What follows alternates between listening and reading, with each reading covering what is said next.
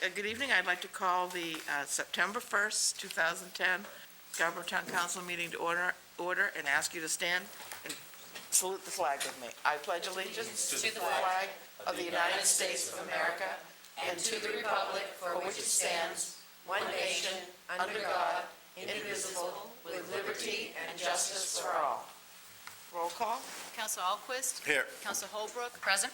Councilor DeAndrea. Here. Councilor Wood. Here. Councilor Roy. Here. Council Chair Rancourt. Here. And now in our audience is the time for general public comments. If you have something you'd like to say to the council or the public, please come forward, state your name and address, and you have 3 minutes in which to address the council. If you don't have to, no ceremony, you can just come up.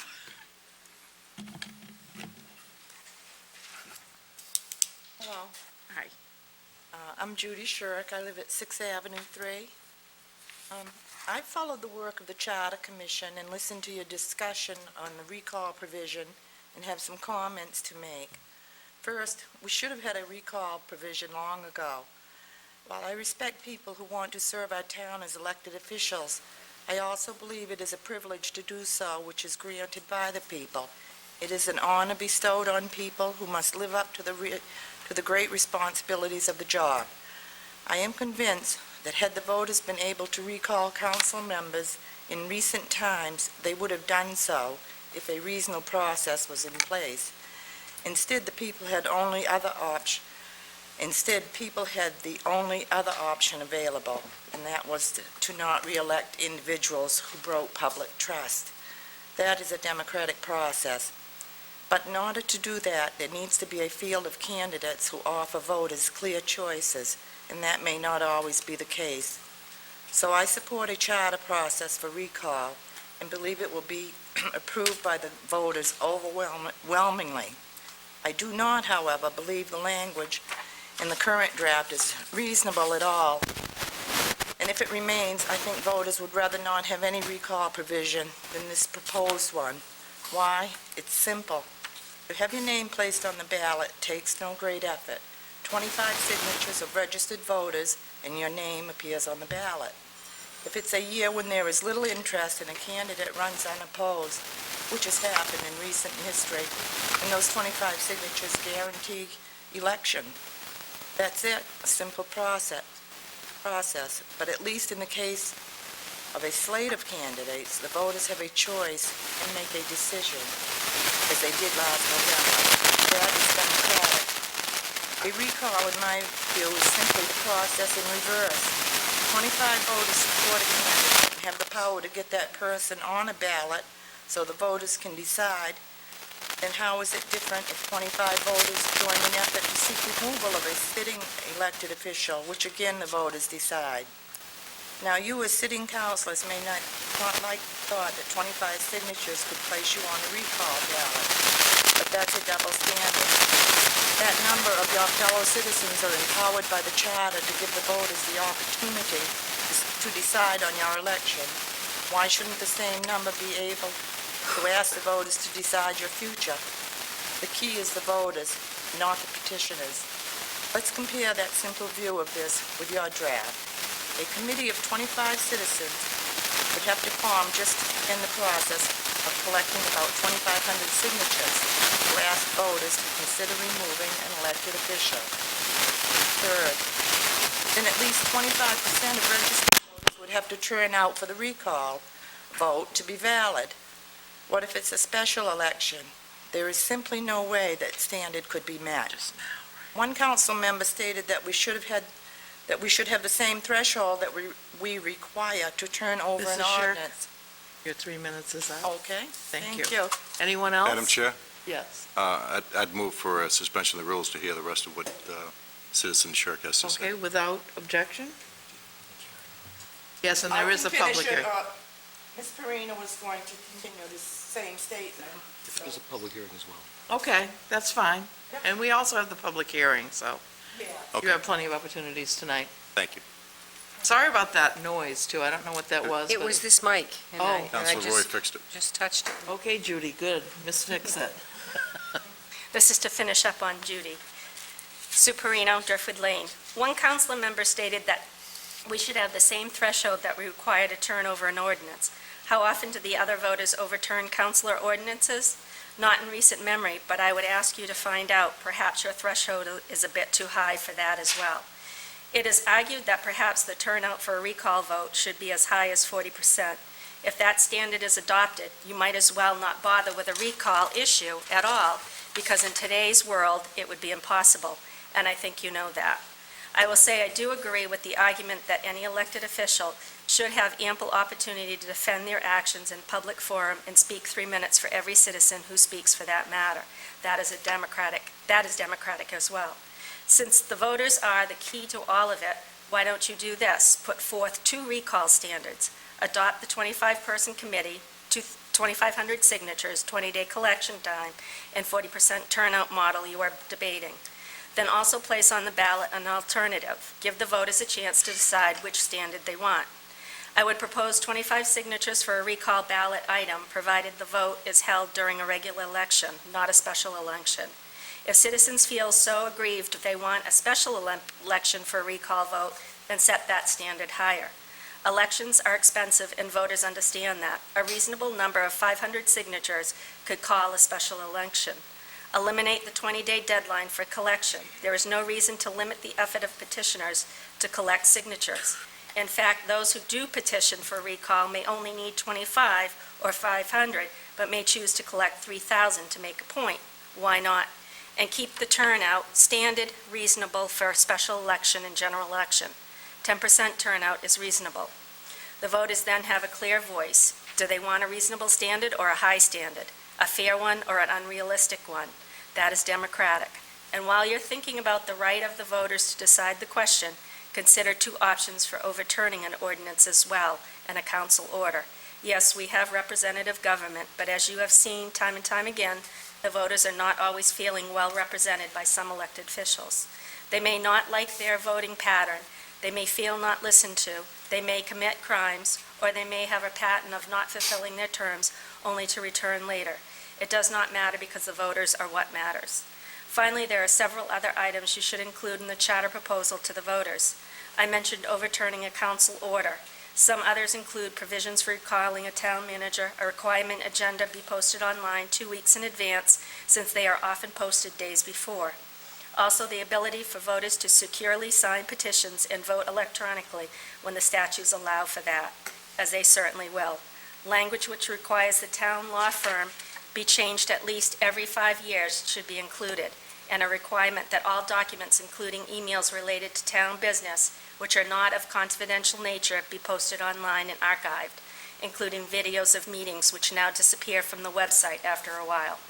That would ensure open and transparent government, and eliminate the need for Freedom of Information Act requests which should not be necessary. Thank you, Ms. Perino. You're welcome. Anyone else this evening?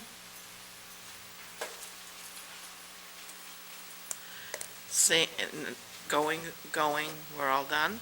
Okay, I will close this part of the meeting, and I entertain a motion regarding the minutes. Move approval. Second. Thank you. Discussion? Seeing none, all those in favor? Thank you.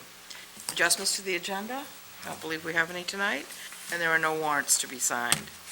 And we'll move on to orders. Order 10-62 is a 7 p.m. public hearing, and schedule a second reading on the proposed amendments to the Town of Scarborough official zoning map to reflect adjustments to the VR2, R3, R4, TVC3, and the TVC zoning boundaries, which would improve the consistency of the zoning within the area. Just if I could, I did want to mention the clerk did circulate planning board minutes, I believe, earlier today or late yesterday, I forget which, were just made available in that time frame. If you received them. If you didn't, there were I did, but I couldn't open them on my computer. I do have them here, but in essence, they did approve both related actions to these zone changes. Any discussion of this item? Oh, it's a public hearing. I shall open the public hearing. Anyone wishing to speak, please come to the podium, state your name and address. I will now close the public hearing. And I will entertain a motion. The second reading will be conducted at the next Oh, regular okay, town all right, council meeting thank you. on Sorry, September 15th. I'm looking around here at things and not reading my paper right in front of me. Order 10-63 is the 7 PM public hearing and schedule a second reading on the proposed amendments to Chapter 405 of the zoning ordinance, Section B, Village Residential 2 District, the VR2. This is related to the previous one in the same area. I'm going to open the public hearing. Anyone wishing to speak on this item, please come forward. Seeing no one, I will close the public hearing, and we will talk about this in a motion form at the next meeting. Order number 10-67 is a 7 PM public hearing and second reading on the proposed amendments to to Chapter 313, the Town of Scarborough Property Tax Assessment Ordinance, Sections 1, 3, 4, and 5. And I believe the ordinance committee this is in your bailiwick, Council DeAndrea. Yes, You want to explain it? to the public? sure. These were some fairly simple changes to an already existing ordinance that oversees the program that allows seniors to do a refund on their taxes. It's similar and as the tax rebate program that the state has. Seniors have to apply for the state rebate before they can apply for the town tax rebate. One of the things that we wanted to make sure that we were doing is allowing as many people as possible to be able to benefit from this kind of property tax assistance.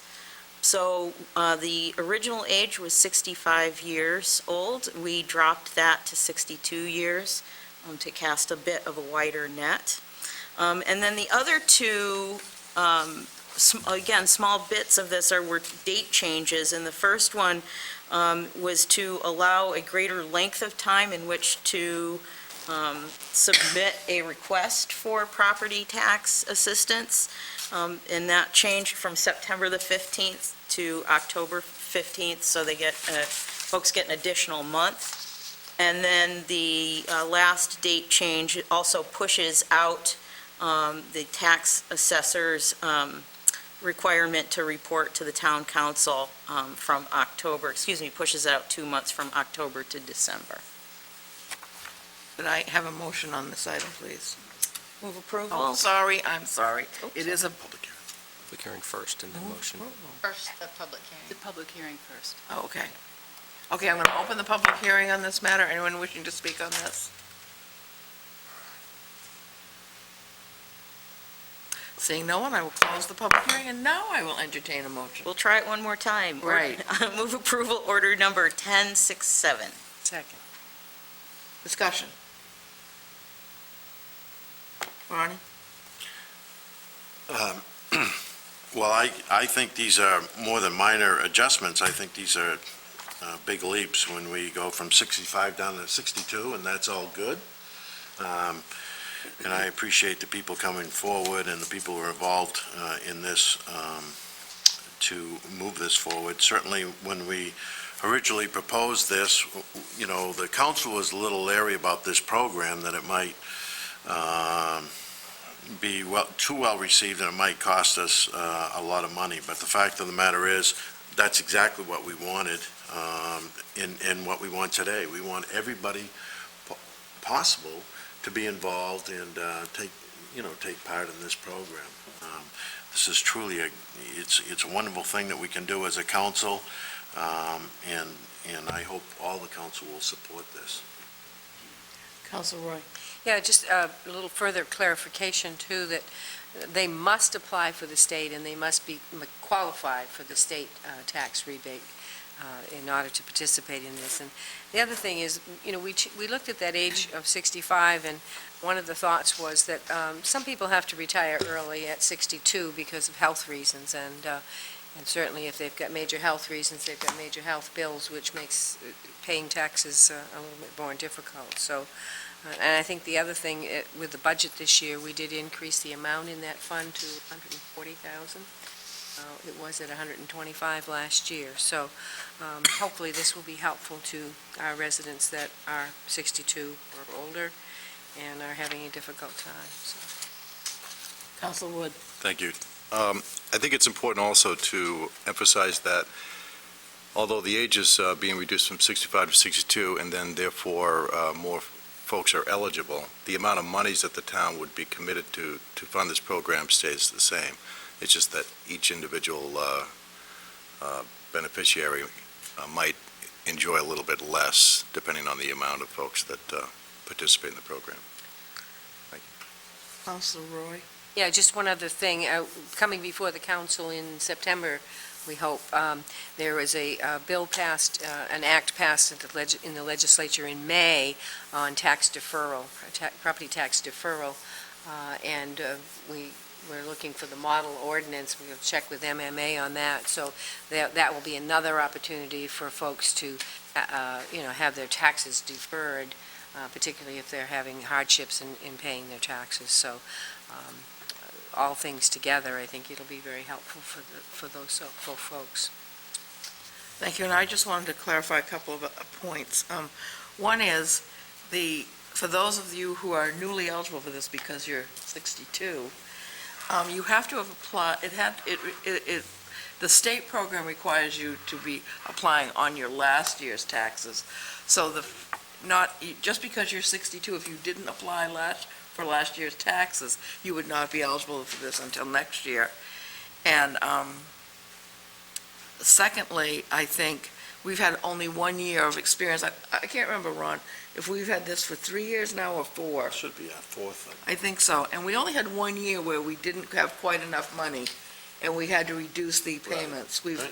It's managed to fit the need quite well, so Exactly, yeah. we're encouraging people to apply, definitely. And with that, I'll just add one more comment. I think the best way that this council can help the most people with their taxes is by keeping the tax rate low. But I support this order. gee, that's a shot. Okay, all those in favor? Opposed? Thank you. Order number 10-68 is a 7 PM public hearing on the requested charter amendments as forwarded to the town council by the Charter Review Committee. Okay, I'm going to open the public hearing on the charter review issues. Please come to the podium, state your name, address, and you have 3 minutes in which to address the council. Good evening. My name is Carrie Corthell, and I live at 1 Wedgwood Street. In the interest of full disclosure, I was vice chair of the Charter Review Committee, and am running for town council in this next election.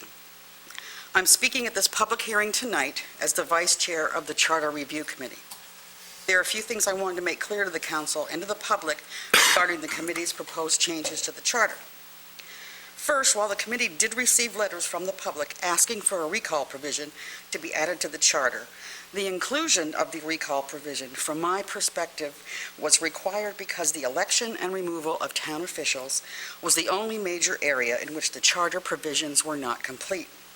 For other major elected official actions, approving capital expenditures, bond issues, and ordinances, there was a process where citizens had an opportunity to show their disagreement with the elected officials' actions or proposals.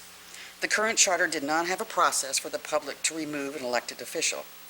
I'm a strong believer that procedures should define how something is started, elected, or approved, and then a process for ending, removing, or overturning that same item. Now, I've talked to many people about the recall issue, and many people believe that the recall provision requirements are too difficult to carry out, and some people believe that they are very lenient. The committee struggled with finding a balance in the provision details that would allow the public their right to recall an elected official while making the process stringent enough so that the process would only be used for actions severe and appropriate. Everyone on the Charter Committee recognizes the hard work and dedication of our volunteer officials and does not take their work on behalf of all of us and their commitment lightly. You might say we've done our job appropriately because many people believe the process we have suggested is either too hot or too cold. I believe that our proposal is as just right as we could make it while balancing everyone's interests. Second, the proposed addition of a citizen's right to overturn some transfers of town property was mentioned in a letter from a citizen to the committee. but the committee discussion of such a right focused on the issue of whether or not the public has a right to weigh in on disposal of town assets beyond the standard public comment process. A majority of the members of the committee, myself included, felt that disposition of town land, which may be lost forever to the public, was an issue important enough to provide a check and balance on elected officials' powers. I understand that some council members may see these proposed charter changes as being a dilution of our form of town government, and I just want to state that in our deliberations, much of the discussion centered around what will happen in the future with different council members, different economic circumstances, different town priorities. My perspective comes from my experience as a fiduciary in trust administration and regulatory compliance, where legal documents need to be written in an attempt to see the unknown and have balanced powers and provisions to deal with uncertain future circumstances, stances, and issues. I want to thank Toady Justice, Tom Hall, and the council for the work that they have put into preparing the charter proposals for the public hearings and for the ballot. I know that this entailed a great deal of work in a short time frame, and I am grateful for your diligence and commitment. I sincerely hope that the council will decide to approve the proposals and let the items go to the voters in November. Thank you. Thank you. Anyone else wishing to speak at the public hearing?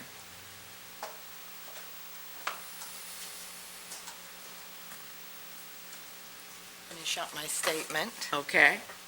In closing, 25 voters can get you elected in this town if you run unopposed. If not, you still easily get your name on the ballot. I can already hear the arguments coming from some council members, and those arguments will all reflect a distrust of the people when you argue that such a high standard is needed. How ironic. Give the people two choices. The voters can be trusted. Thanks. Thank you. Anyone else wishing to speak on this issue? Seeing none, I'm going to close the public hearing. And we have no old business at this time. We'll move on to new business. Under new business, order number 10-69 is the first reading and waive the second reading to approve the expenditure of $127,000 from the Land Acquisition Reserve Fund for the purpose of assisting the Maine Farmland Trust in acquiring an easement to extinguish the development rights on and preserve for agricultural use the Fancy Farm on Ash Swamp Road, as recommended by the Parks and Conservation Land Board, and authorize the town manager, after review of documents by the town attorney, to execute such documents as are necessary to protect the town's interest and to ensure the preservation of property for agricultural use. Is there anyone from the audience who'd like to speak to this item? If I could, we do have Nina Young from the Maine Farmland Trust here, and also Paul Austin, who is the Vice Chair of the Parks and Conservation Land Board, who made the recommendation to you. Both are available if you wish to hear from them. Did you want to I can certainly, explain this in any I can further introduce detail? it, and then perhaps we can take it from there. Essentially, as our process requires, the Parks and Conservation Land Board was created really for the sole purpose of evaluating properties of this type for purchase in some cases, and also purchase of development rights in other cases, such as the case at hand. The process requires the committee to use a set of standard criteria against which they compare the property, and there are benchmark properties that are used in that analysis that ultimately produces, I guess, a numerical score, for lack of a better term, that helps guide their recommendation to the council.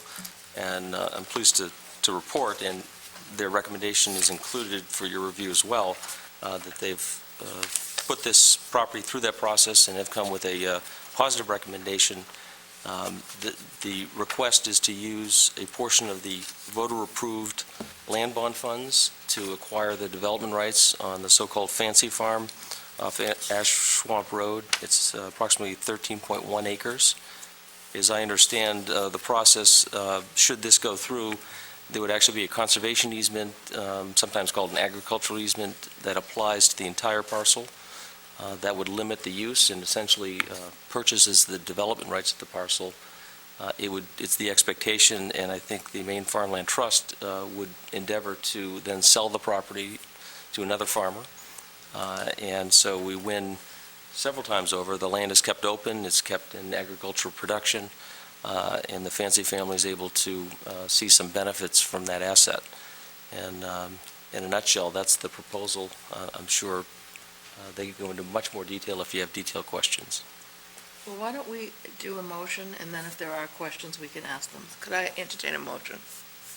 Move approval, order number 1069. Second. Discussion or questions? Counsel Wood? Counsel Holbrook?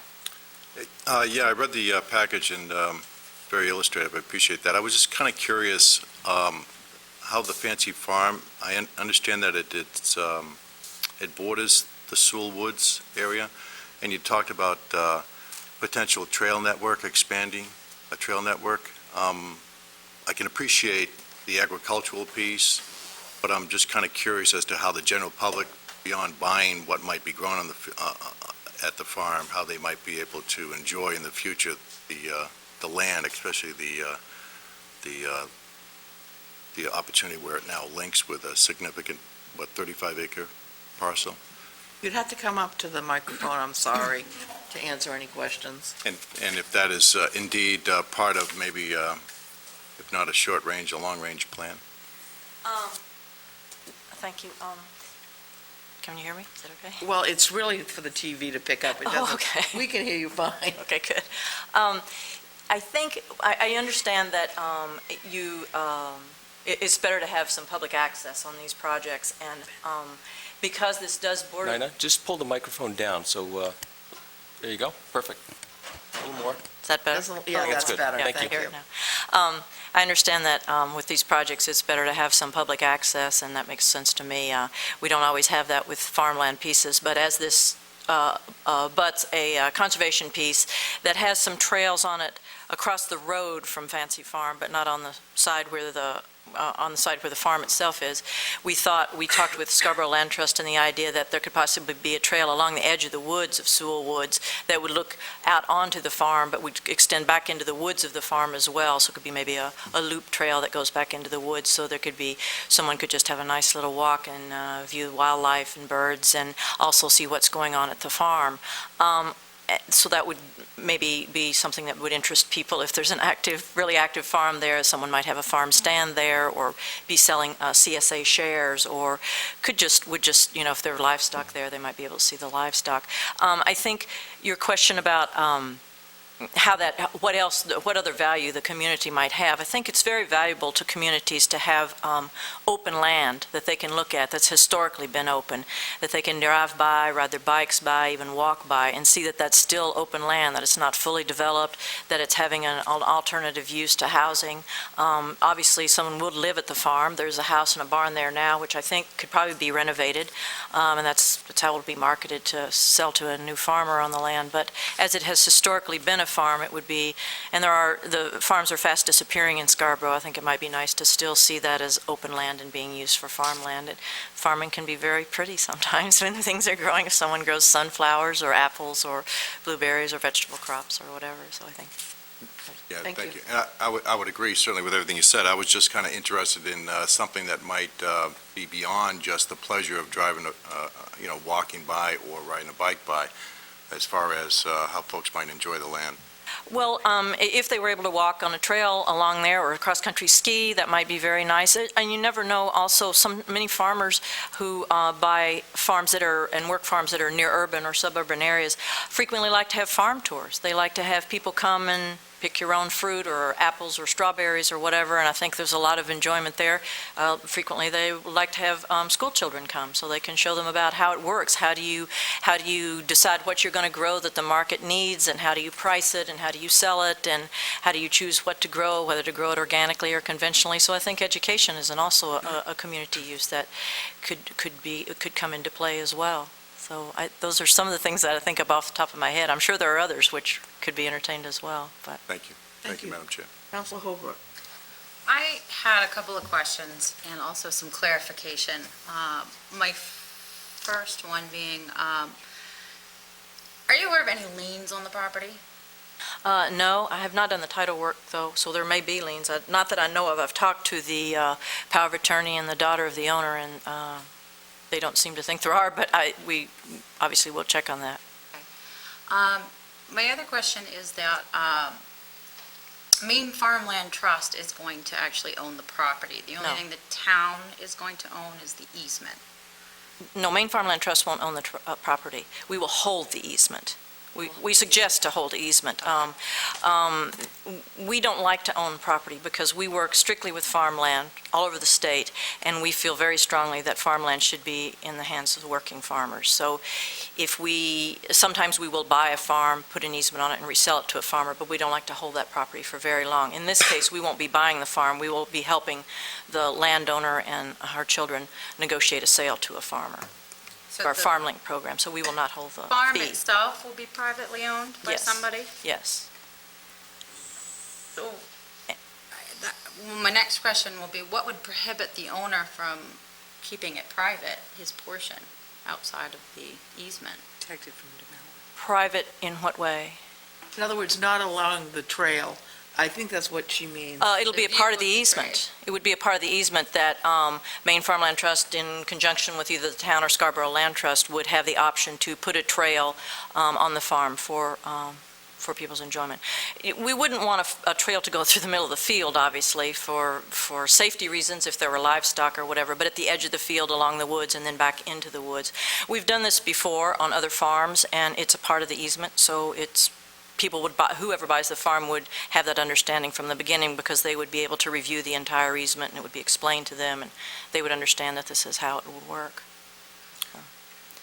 My other question, which I don't know that you might be able to answer. I might not.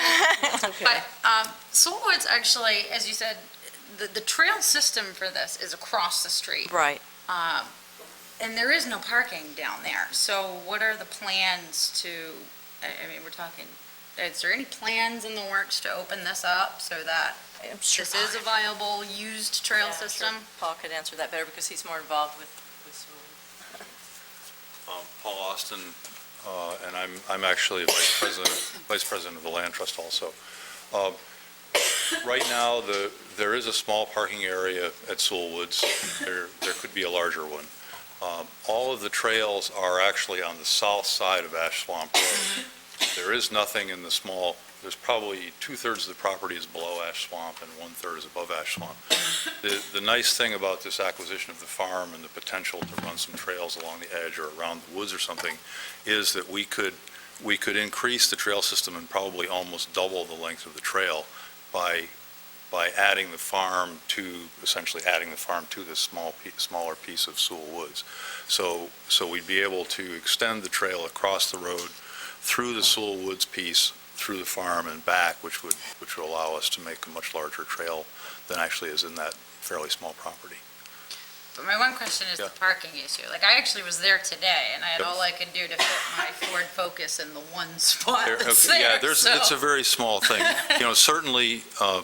Certainly the Land Trust can make that spot bigger. It's just that size because that's what was convenient at the time. But you were by the kiosk. There is a small kiosk there, right? Yeah, it's a fairly small area, but we certainly can make that larger. My only concern is why wouldn't we want to hold the easement for this? I'd be more comfortable if the town held the easement for this. Can I answer that? I assume that the town would hold a secondary easement. That's typically done, for example, at Broadturn Farm. The primary easement, I believe, is held by the State of Maine Department of Agriculture. The town also holds, they're also named on the easement, and I'm not sure exactly the mechanism. But if something happened, that gives the town control over Broadturn Farm. The fancy farm would be the same sort of thing. The Maine Farmland Trust is going to hold the easement, and that's actually to everyone's advantage, because part of holding that easement is that they have to monitor the easement to make sure that, for example, the farmer isn't building outside the envelope that he's allowed. They have to monitor it to make sure that it is open for agriculture. That's the sort of thing that the town doesn't want to have to regularly monitor, and it's the sort of thing that the Land Trust doesn't really want to regularly monitor. So it's really to everyone's advantage to have Maine Farmland Trust involved in this, because it's the sort of thing they do all the time. The town, I suspect, will hold a secondary easement. For example, if in 50 years Maine Farmland Trust dissolves for some reason, there are mechanisms that anything that they hold has to go into another nonprofit. But the town holding a secondary easement would allow control also. So I suspect there would be a primary easement held by Maine Farmland Trust and a secondary easement held by the town, at least. So. Just if I could dovetail, Counselor, your points are right on target. I did have an initial conversation with Nina about that very matter. The motion was worded a bit squishy, if you will. It says, authorizes me to sign the documents after review by the attorney to execute such documents that are necessary to protect the town's interest. My point in that wording was exactly what you're referring to, that we would have some secondary or tertiary interest in the property. I couldn't agree more with Mr. Austin's comments, though, that the Maine Farmland Trust really exists to serve this primary purpose, and there's not many things we do well, frankly, and taking on the responsibility of managing a agricultural easement probably falls in that category. So I think they're well-equipped to do that, and we can protect ourselves by being that secondary interest. And it's also something the land trust would rather not do. We initially looked at that property and really felt because there were buildings on the property and because there were great agricultural soils, that it would really be a better fit for Maine Farmland Trust to take the lead than the land trust. So, questions? Councilor DeAndrea, and then Councilor Wood. Yeah, I Then think Councilor Alquist. this is a win-win-win-win, I think.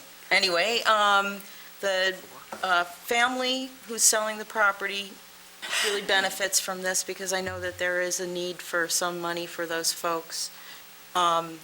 Certainly, the Farmland Trust, gets a win out of this because this is part of their mission. There is some farmer out there right now looking for a farm in which they can really dig into, pardon the pun, but that we would want to welcome to Scarborough, because this whole concept of local foods gets even bigger in Scarborough now. It's a win for the town and its residents. In that case, we get to preserve more green space, which is what our voters have said to us overwhelmingly. And we get to preserve that as a farm in perpetuity. So I think that this is great, it's wonderful. I looked this over today, I didn't see any problems. I think that having that secondary easement is appropriate. I think having the Maine Farmland Trust overseeing it is appropriate, and I am wholeheartedly supporting this today. Councilor Wood. Thank you.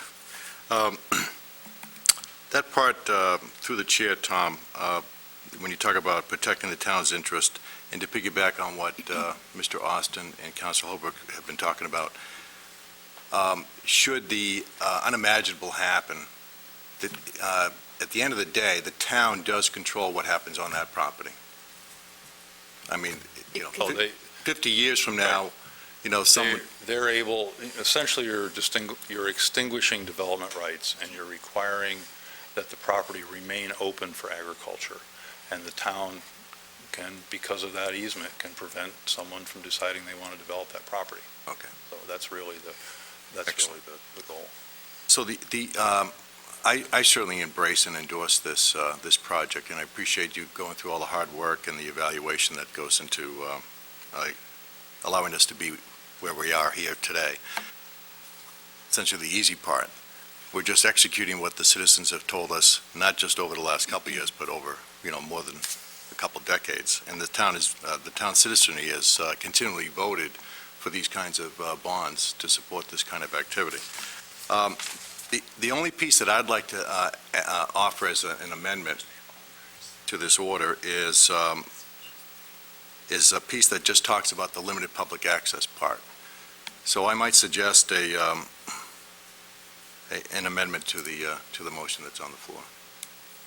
And that I would like to make that motion that we amend order number 10-69 to read at the end, after "for agricultural use," and "provide for limited public access." And I think that that would send a clearer message that that is what we're, in addition to all the other good stuff that we've heard about tonight, we're also interested in that kind of opportunity for the public. Actually, could I take an editorial moment, Councilor Wood, and ask you to include in your amendment, in the original motion that was made, it was not stated that we would waive the second reading. Could you also include and waive the second reading in your amendment as well? Yeah, shall I read the whole order with my amendment? No, I think if you just say, we will Okay. motion All right, to so- waive the second reading and. So I'd like to make an amendment to the motion that says that we would move approval of the first reading and waive the second reading. And at the end of order number 10-69, it read, "After the property for agricultural use and provide for limited public access." Is that clear to everyone? Is there a second? Second it. Discussion on the amendment? You don't get to talk to, because you made an amendment. I'll have to get to you afterwards, Ron. No, I was going to talk about the amendment. Okay, go ahead. I was just going to ask him why he would want to waive the second reading. Well, after hearing from Mr. Austin, I'm sorry, I forgot your name. Thank you. It's clear to me that their intention is to provide, insofar as is possible, some access for the public, whether it be expanding the trail and the like, so the general public can enjoy the property in other ways other than maybe educational or purchasing the locally grown food. And I think that this just sends a message that says that it's a great opportunity to expand the trail network from Sewell Woods. And I think that this kind of, allows you to explore different ways of doing that. Ron, also, the reason for the waiving of the second reading is there are some health issues involved here, Okay, and we wanted to have this moved as quickly as possible. that makes more sense. Okay? That's strictly the reason. So, Mike, I was just worried about the neighbors who might want to have some discussion about this, and they would do that maybe at the public, at the second reading or whatever. So, I'm okay. The health issue certainly cleared everything up for me, so let's do it. You want to speak on this issue, though, before the motion, so I'll hold you after we vote on the On the amendment. yeah. Counselor Holbrook, did you wish to speak on the amendment? Okay, anyone else to speak on the amendment? The only thing I might add, through the chair, I think Mr. Austin would like to comment possibly on that amendment. I just wanted to say one thing. There, for example, at Broad Turn Farm, there is a provision for limited public access consistent with the agricultural uses, and I think that that's something that we have to work out with NINA and the town. Certainly, we can have public access, but it can't just be everywhere. It can't be in the fields, for example, but I think that's understood, so. But the precedent's been set at Broad Turn, Yeah. the same sort of thing. Okay. Anything else? All those in favor, Counselor Holbrook. Sorry. You changed your mind, okay, good. We were talking about the amendment. Can there, maybe with that, be something about the parking problem there? You can have all the trails in the world, but if you can't go there, it doesn't do you any good. I think these are, two separate things. I'm not sure that we can tie the Land Trust Sewellwood parking issue with the farm fairly, but we certainly will take a look at that. I've only been over there a few times, and I know it's fairly small, but I don't know whether it's grown up or just needs maintenance or what, so, but I don't think it's fair to tie that to the land trust as a totally separate thing. Tom, did you want to comment on No. anything? Nope. Anyone else? All those in favor of the amendment? Opposed? Okay. Now, you had a comment, Ron, on the overall I just wanted to motion? mention, we hope that will be used for farmland, or a farmer will move in there. Is there somebody lined up, or is there a group of people, a way to kind of figure out how that's going to happen? I travel around the state of Maine, I see a lot of vacant farmland, and I'm a little leery. I'm sure. Before you start, I just want to say my skepticism, or I'm a little nervous about this becoming just another vacant lot in town if we can't find a farmer to take over. And we ought to have a plan B, I guess. So go ahead.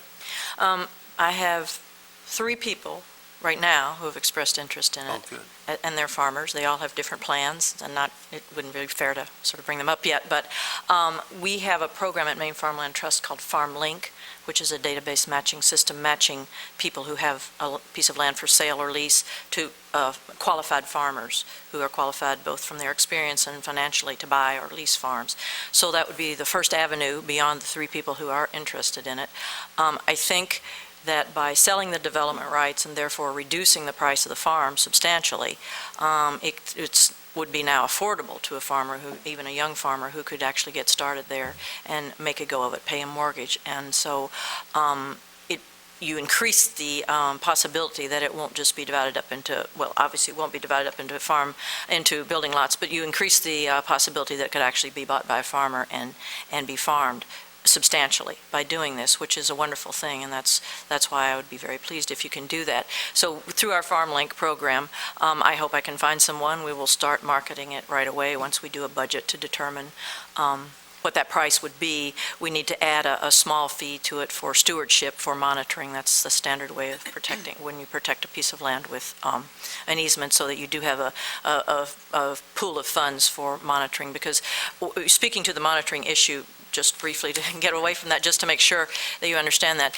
because we hold about 56 easements on farms in Maine, all over Maine. We have one in Scarborough. We have an easement on the Barbara Deering Farm, out on Old County Road.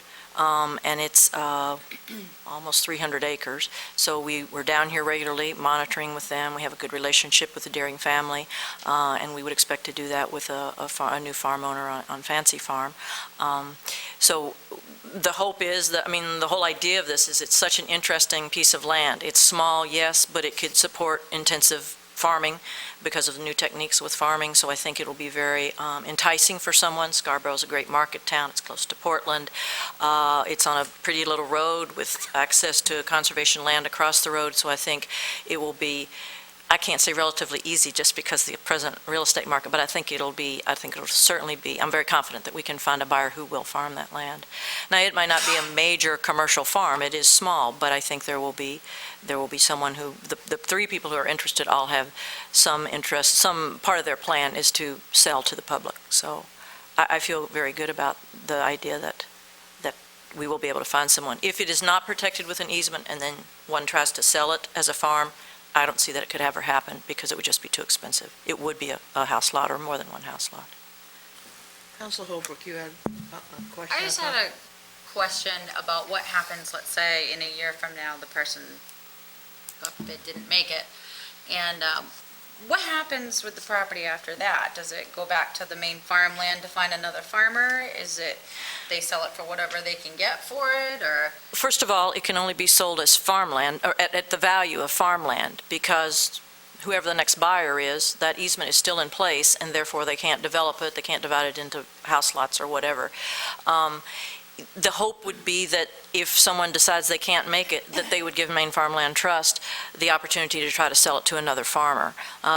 We're always in touch with farmers who have land that we have easements on it, and we talk to them about it. If they say, look, we're not making it, we can't do this, we got to unload this farm, then we say, let us help you, and we'll do everything we can to get another farmer. There's no guarantee. There's never a guarantee with any of these farms anywhere that it can remain a farm. The idea, though, with an easement is it remains open for agriculture. It's protected as farmland. It can't be subdivided and developed. And that's, as far as the law will let you go, really. There are countries where you can be forced to farm it because it has an easement on it, but that doesn't happen in this country, even with purchased easements by the state or federal government or municipalities or even with land trusts. But we do everything in our power to help keep it farmland. So we've done it with many farms before. Council Alquist. I still want to know about Plan B. What would happen is, I just don't want to see a vacant lot there if things fall through. I'm just, there's other lots in town where people, they run their four-wheelers, their dirt bikes all over property because it's vacant. And what's to prevent that from happening if somebody doesn't pick that up? Whose responsibility is it to monitor that land? Is it ours, the town's, to police that piece of property if it remains vacant? I guess I'll try to respond. It seems to me the Maine Farmland Trust is well-equipped and certainly committed to finding that farmer, and let's hope that's the best-case scenario. It seems to me worst-case scenario is the property sells. It sounds like there's not a requirement that there is agriculture that occurs there. So worst case, someone's able to buy the property at a far reduced price, and in fact, in this case, the total value of the property is valued at $265,000. The development right value is $127,000, and that's what's being asked of the town. The balance, including, there's some other fees and endowment costs, but roughly $145,000 is the sale price. So that's still a very affordable house for someone. So it seems to me worst case, with that kind of cost to someone, you're going to have someone living there Yeah. and hopefully caring for the land. They may not be working it as a farm, but I'm fairly comfortable that it's not going to be vacant in a derelict house and property. Someone will be there and at least monitoring what goes on there. So there's not destruction and so on and so forth. And I also think if someone bought it and, say, they decided they couldn't keep it up as a farm, but they wanted to see it farmed, leasing it is another option. And those fields have been leased before, so that could be a very viable way that it could stay as farmland, or have gardens, or someone put an orchard in, or trees for nursery, or combination of things. So it's, I can't see it staying vacant either. The house is in bad shape, and so someone is going to have to invest money in it. And that is another reason that it would be wonderful if if the development rights are purchased, that the property will cost a lot less, because then that incoming farmer will be able to put some money into the house, because it's not in good shape at all. It hadn't been lived in for quite some time. Council Roy? Yeah, I tend to look at it and be more optimistic about it, because I think there is a big push, and if you happen to watch the Sunday morning show with Charles Carroll, the Broadturn Farm was on national news, and there is a big push now for grassroots, and a lot more people are taking interest again in farming, and because I remember when that was an active farm, and the Fuller Farm and all of those, as a matter of fact, John Fancy, Marjorie's son, graduated with me from high school, so, I remember him as working farms, and I think the grassroots movement is pretty heavy here in southern Maine right now, so I'm pretty optimistic that you'll probably find it. I think so, too. And that road, I mean, it's historically, as you say, has been farmland, and people drive by it all the time, and if they saw it come back as a farm and saw a little farm stand there, or were able to buy a CSA, community shared, a share to buy their produce there every year, I think I would think they would go right for it, because you're absolutely right, the buy local is becoming very important. I wonder, would it be helpful just to recap how the deal is structured? I see some puzzled looks on both ends of the table. Does everyone understand how the deal is proposed here? Yeah, go over it briefly again, Right. would be helpful for the public. There has been an appraisal has been conducted on the entire 13.1 acres. The value produced from that was $265,000. That's presumably what its fair market value is if it was to be sold today. Its highest and best use presumably is to be carved up into several. It's been suggested as many as 6 home lots could be supported with current zoning. I'm not an appraisal expert, but I'm quite sure the highest and best use is residential from a dollars and cents point of view. So the value is $265,000. What's proposed this evening is that we purchase for $127,000 the development rights, and which subjects that 13.1 acres to a conservation easement that will run with the land forever and not allow development. The holder of that easement, and in this case it's proposed to be the Maine Farmland Trust, for its own purposes perhaps, will impose additional monitoring requirements and endeavors to follow up on that, though I think it's important to note that the easement will run with the land regardless. That doesn't go away. Moving forward, assuming this goes through tonight, then the property will be marketed for sale. We expect it's going to sell in the 140 to 150 range based on the appraised value. Those proceeds go to the Fancy family. That's their money. So it'll be coming to them in 2 pieces, if you will.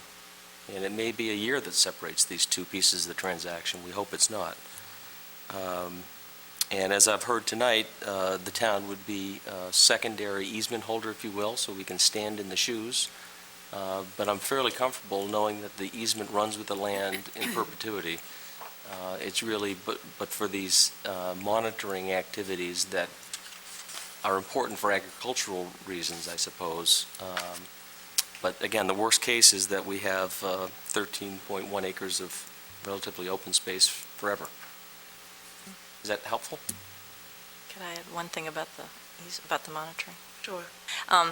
The term we usually use is backup holder for the easement. We would be named as backup holder for the easement. And if you wanted to, in any form, one member of the council, someone else you appointed, to go with us to monitor annually, you could do that. So you could see what it's like, what's going on at the farm. We would certainly report to you, give you the same information that we get when we do monitor the farm. And also, when a farm is going through change like this, will be sold to someone who's going to be starting up a new operation, we'll probably be monitoring more than once a year because the activity is going to be changing on the farm. They may have to tear down part of the house, they will be doing renovations, they will be planting in different areas, they might be, the trails might be going in. It's hard to know what all will be going on, but there will be a lot of activity, and when there is, and someone is new on the farm and not all that familiar with an easement, then we make sure that we're very aware of and visit the farm frequently and get a good relationship going with the farmer so that they know that what they're doing is within the parameters of the easement, and the town can be a part of that if you like, or if you just like for us to report to you, we can do that as well. Thank you. Anybody else? This is going to require a roll call. And I apologize. That's okay. Do you want me to call the names? Yeah, you might want to. Okay, Counselor Alquist. Yes. Counselor Holbrook. No. Counselor Roy. Yes. Counselor Wood. Yay. Counselor DeAndrea. Yes. Counselor Rancourt. Yes. Thank you. Okay. Poor Toady. It's thorough. So we are finished with that item, and we are now moving on to, you want me to read that too? I think I can. Okay. Order number 10-70, act to place charter amendments on the ballot for election scheduled for Tuesday, November 2nd, 2010. And I'm going to turn this over to the town manager. Basically, you have two documents in front of you. You've seen the proposed changes to the full charter, and then these are the items that would be going to the assuming we adopt them. Yes, allow me just a moment to get organized here. Yes, the action requested of you this evening, as you may recall, the council is the body that actually decides how the ballot appears. And in this case, you're actually approving or asked to approve 6 different ballot questions. We've provided for the first 4 of them the full text. And again, this is exactly how the ballots will appear to the voters. Because of the brevity, if you will, of those first 4 ballot questions, we're able to provide the full text for the voters to view. When you turn to question 5, it pertains to a comprehensive rewrite of Article 9 of the Charter. And a part of that is certainly the recall, but there's also a fair amount of clarification around the petition gathering process that you'll recall from prior discussions. That is double digits page. It's 10 or 12 pages long, and so it's just not practical for all of that text to appear to the voters. And the law does provide for a summary, and that's what's in front of you this evening. Similarly, with referendum question number 6, that's kind of the catch-all that speaks to the numerous grammatical and technical revisions that are of little or no substance, but nonetheless need to be noted. We, I believe, and Tony can correct me if I'm wrong, have a full text copy of the changes available at the polls for those that want to see it cover to cover, if you will. But this is a standard practice of council to approve actual ballot language. I guess I would also just comment before you get into this, I have a sense from talking to some of you individually that there may be some amendments offered with some of the language. Depending on which those are, well, I think in any event, what would be in order is a motion to divide the question and to extract out those referendum questions for which you propose to offer amendments, and we'll take it as they come. Before we do that, though, I would like, is there anyone from the public who would like to make any comments on this action item? Would you please go to the microphone, state your name and address, and you have 3 minutes in which to address the council. Bob Aisley, Dunstan Landing Road, 28 Dunstan Landing Road. One of the things I expect that will be pulled possibly is the recall amendment, and I'd like to see that go to the voters, due to the fact that having the council vote on that is kind of like having a doctor sit in on a board or a hearing overlooking a malpractice error. So it would only make sense that, you wouldn't vote on this and would allow the public to vote on it. I have been following this. There's been very good debates on it. There's lots of things that have been going on that are very forward. I've agreed with comments made by everybody, disagreed with some other comments. But I would definitely like to see it go to the voters, and that's my only point tonight. Thank you. Very much, Mr. Baisley. Anyone else wish to speak on this before we entertain any motions? I was just reminded of an important point I'd like to make, and I think the town attorney has made it in the past, but Mr. Baisley just reminded me. The difference in this process is this is a council process. Your charter requires, I believe, in every 10 years, a review of the charter, but it is the council's process. You appointed a committee to assist you, provide recommendation, but it's entirely your process. That is different than an elected charter commission. In that instance, the council's not involved. Those ballot questions go directly to the voters without consent or blessing from council. That's a process that's available as well, but that's not the process you're going through this evening. Thank you. Okay. Okay, do I have any motions before us? Council Wood. Thank you, Madam Chair. I move that we divide order number 10-70 to 6 separate questions. Is there a second for that? Discussion? Council Wood? Thank you. The reason for my request to divide the question 6 different ways is that my sense is that following the discussion on the charter amendment over the last couple months, is that all but one will likely not take a lot of time and generate a lot of comment. Anybody else wish to discuss anything? All those in favor of dividing the question into 6 separate questions? Opposed? Okay. So we will start with referendum question number 1. Could I have a motion on that, please? Council Wood? I don't know how administratively we should announce this, Tody or Tom, but I would move approval of order number 10-70, referendum question number 1. That sounds reasonable to me. Is there a second to that? Second. Discussion. Seeing none, all those in favor of referendum question number 1 being forwarded to the voters? Opposed? None. Could I Madam have Chair, a second motion? I'm sorry, just for the benefit of the public, that change would include additional language that just simply says, no member of the Board of Education shall serve as a trustee of the Scarborough Sanitary District. Thank you. Thank you. Shall I? Okay. Make a Motion motion. number 2. Motion to move order number 10-70, referendum question number 2, as it relates to Planning Board member in terms and Board of Appeals members in terms. Second. Discussion? Council Wood. Charter Review suggested, and I believe the discussion at council level has been supportive of language that resides in our charter as opposed to in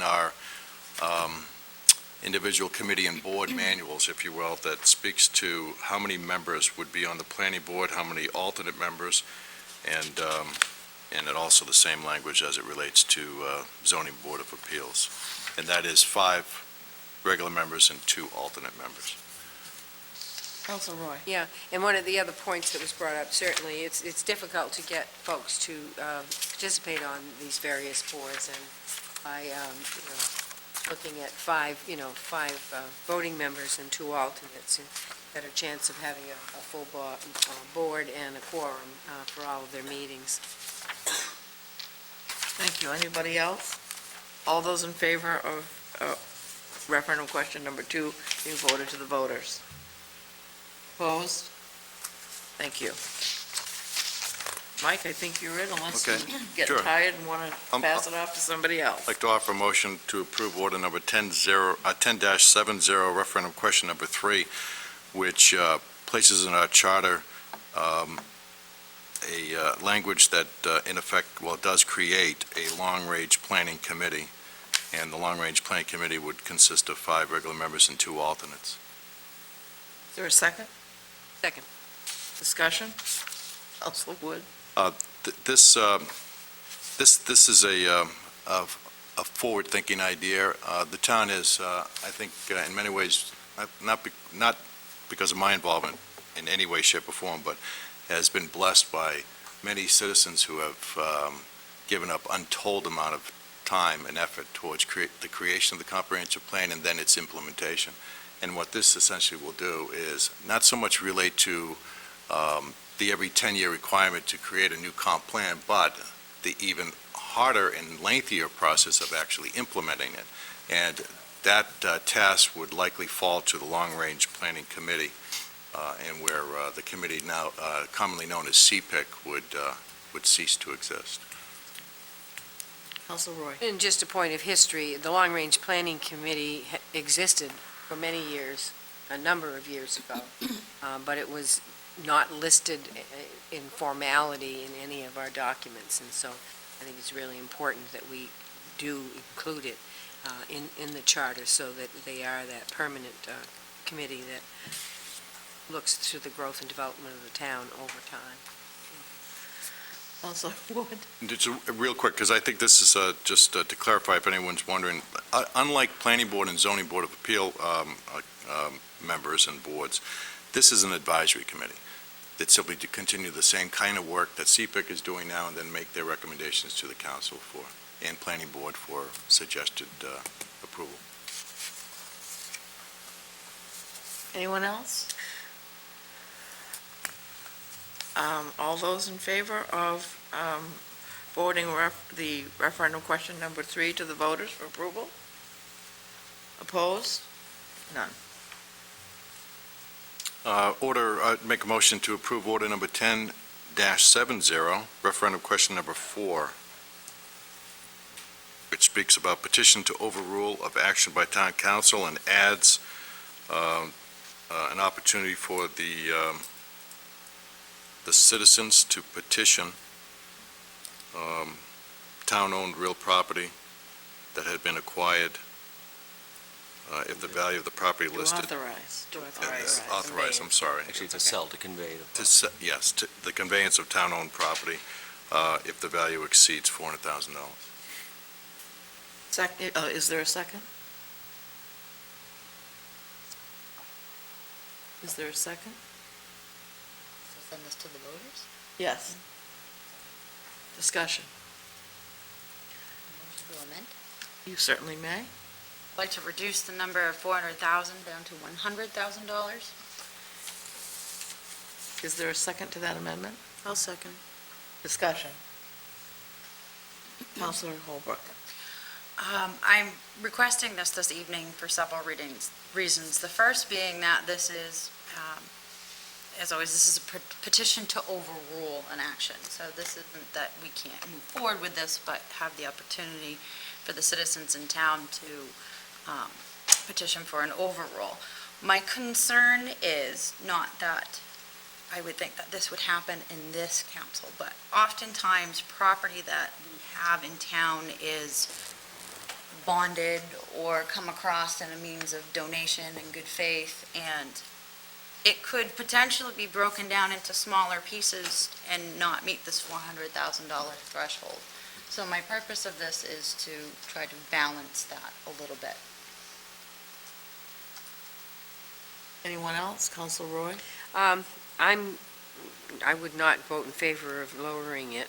Certainly, I would like to raise it higher. I understand the concerns, but also I understand sometimes real estate negotiations are time-sensitive, and also can be rather beneficial in their time sensitivity to the community.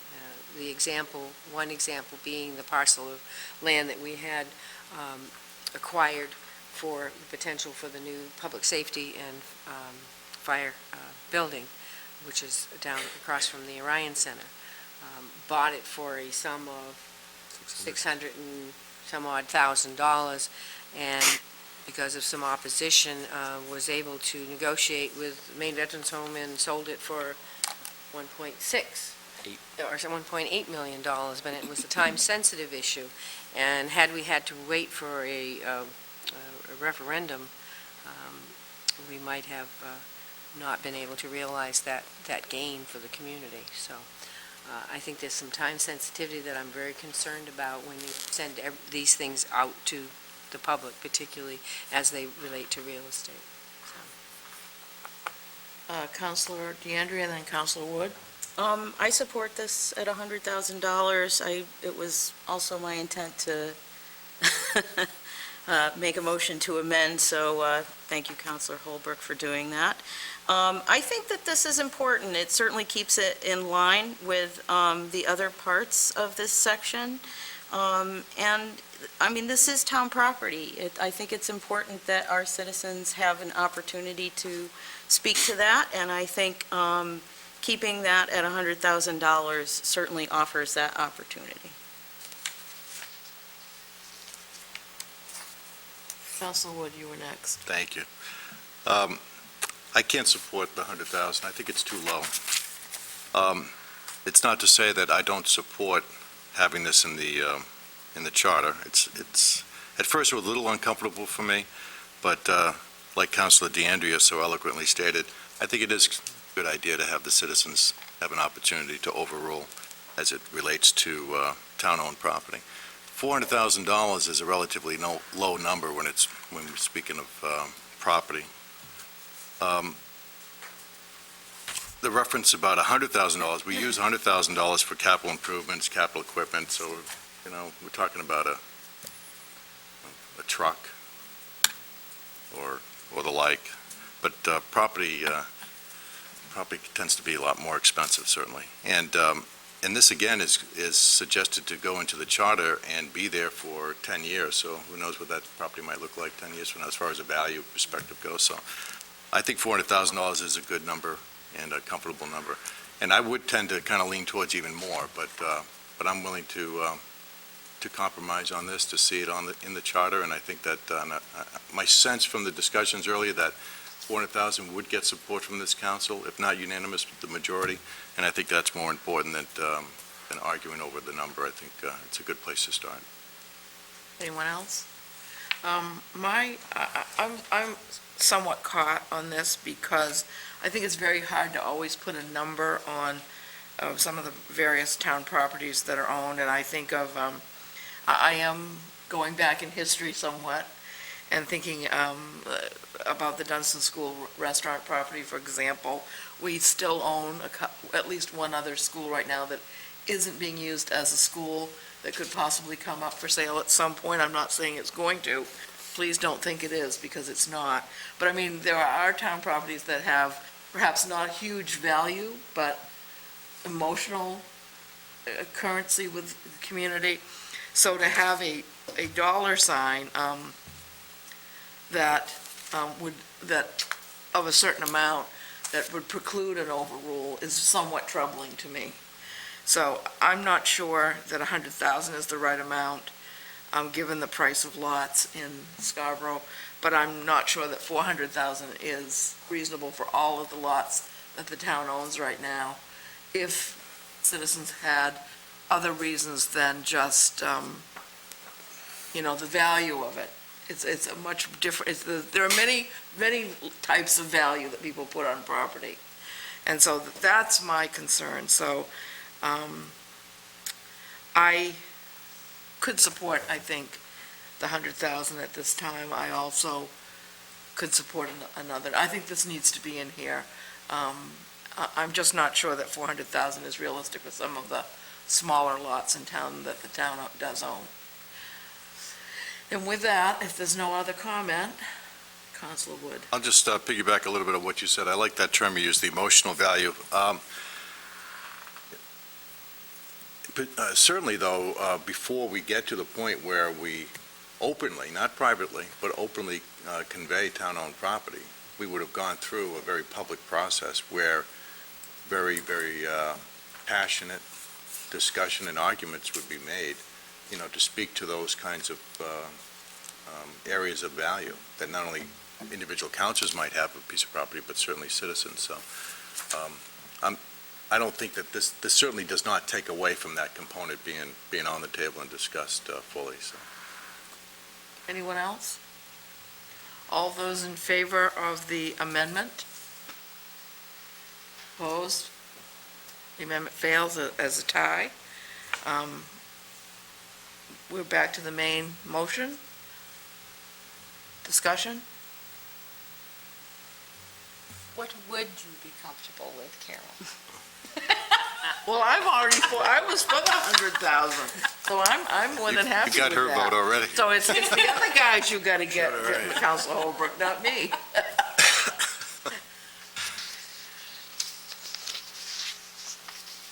Any other amendments? I see none, so I'm gonna move the main question. All those in favor of forwarding referendum question number 4 to the voters as initially stated? Can I add just one comment before you call for the vote? Yeah, all right, I'll let Thank you, I appreciate that. You're so gracious. What's important here, in my view, is that if we vote on referendum question 4 as a group, and it's 3-3 again, then this doesn't go to the voters. So I think it's important, I know, if I heard Judy correctly, or Councilor Roy, I'm sorry, I know what I've said too, is that 400 is a little low. But you know what? The concept, the philosophy, the point of putting it out to the voters and having a vehicle for which they can exercise their right as it relates to the conveyance of town property is so important that I'd like to see it in the charter. I'd like to see the citizens vote on it. But we're at risk of not having that go forward. So I think that $400,000 is a good compromise here, so I'm hoping that the council as a whole will see that and the value of that. Thank you, Madam Chair, for that few minutes. Okay. Councilor Roy.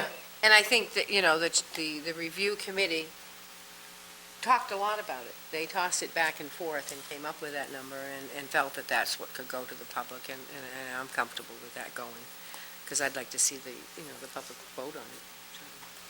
Councilor Holbrook. My only concern, and I'm willing to support it at 400,000 if it's not willing to go any lower. My concern was, and I'll say this again, is a lot of times we're talking about parcels that have been bonds that we've spent, and my concern was properties that get divvied down to go below this 400 threshold. It's a 20-acre parcel, but we're going to split it up into 2-acre parcels so they all sell under 400,000.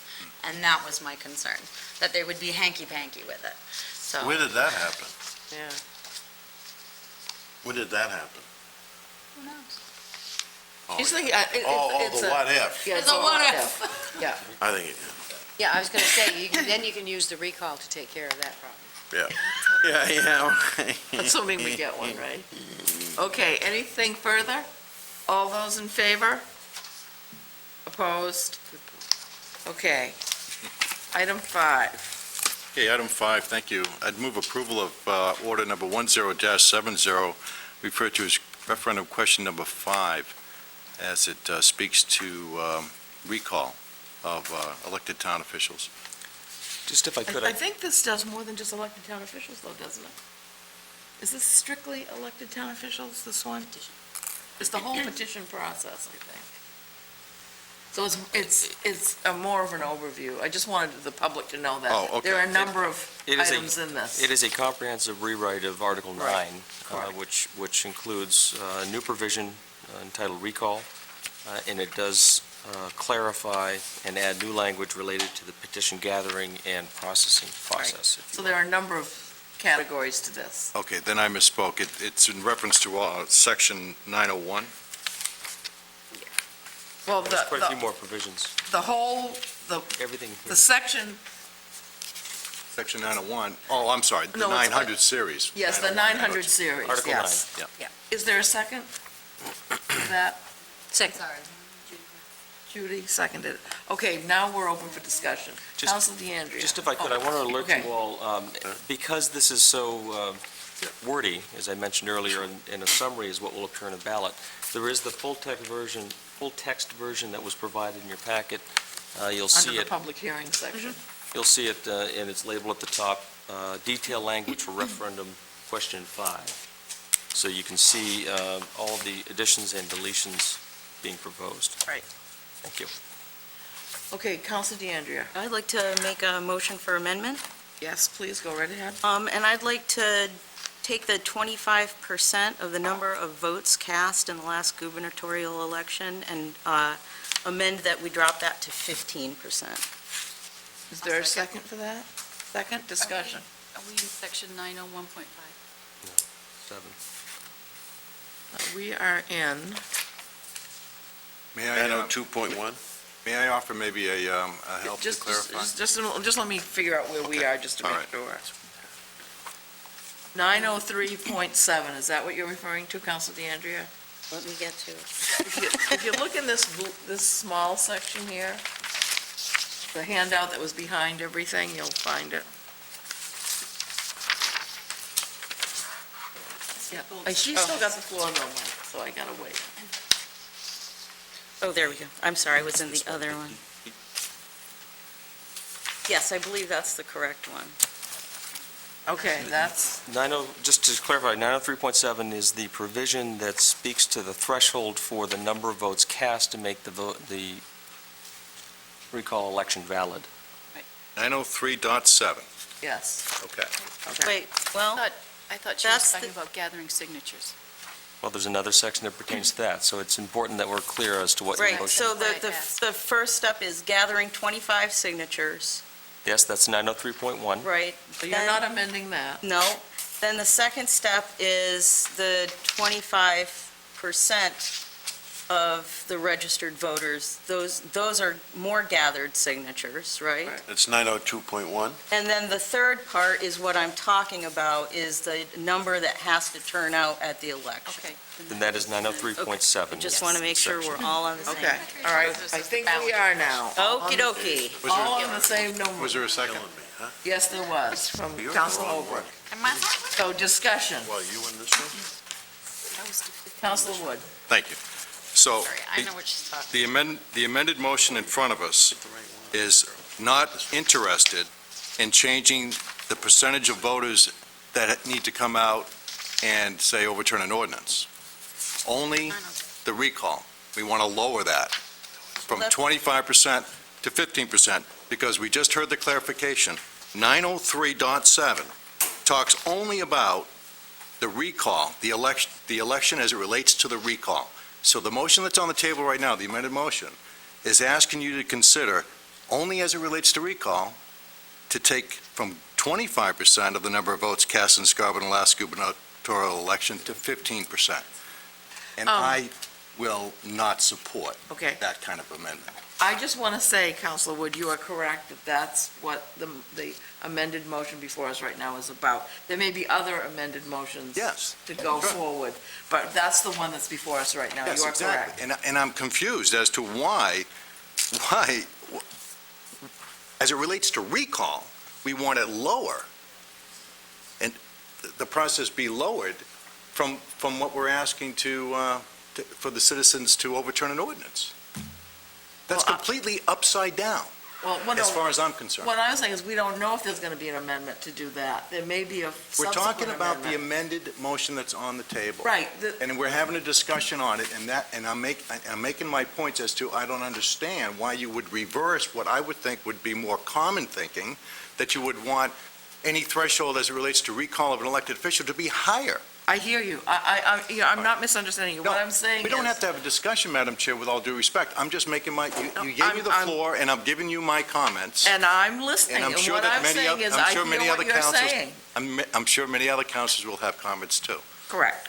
And that's what I'm saying is, this is the first amendment that's come to the floor, and is on that particular section. I know, I understand that, Okay. and I'm making comments to it. So I'm interested in hearing how other councils feel about actually lowering the threshold as it relates to how many voters must come out to overturn an elected official from 25% to 15%.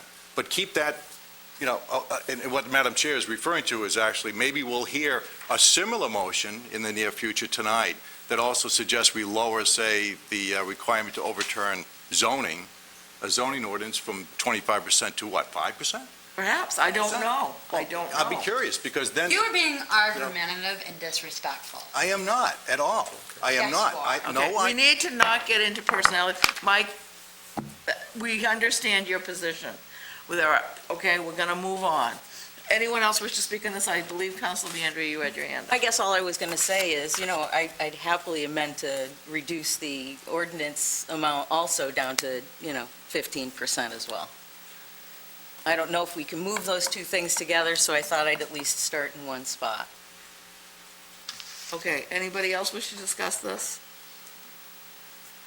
Councilor Roy. I guess that I couldn't support lowering it or even overturning an ordinance to a 15%.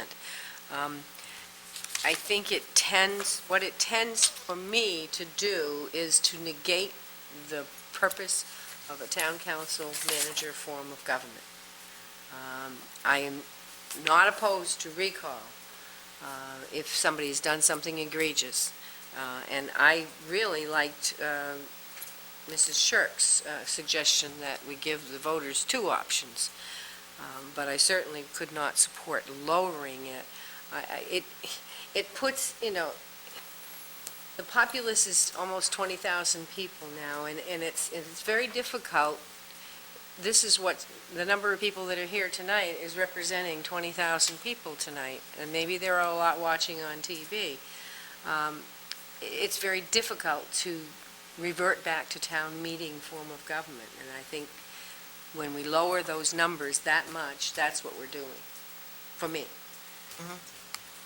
Anyone else wish to speak? Councilor Wood? Thank you. If councilors can't stomach a passionate discussion, then, I make no apologies.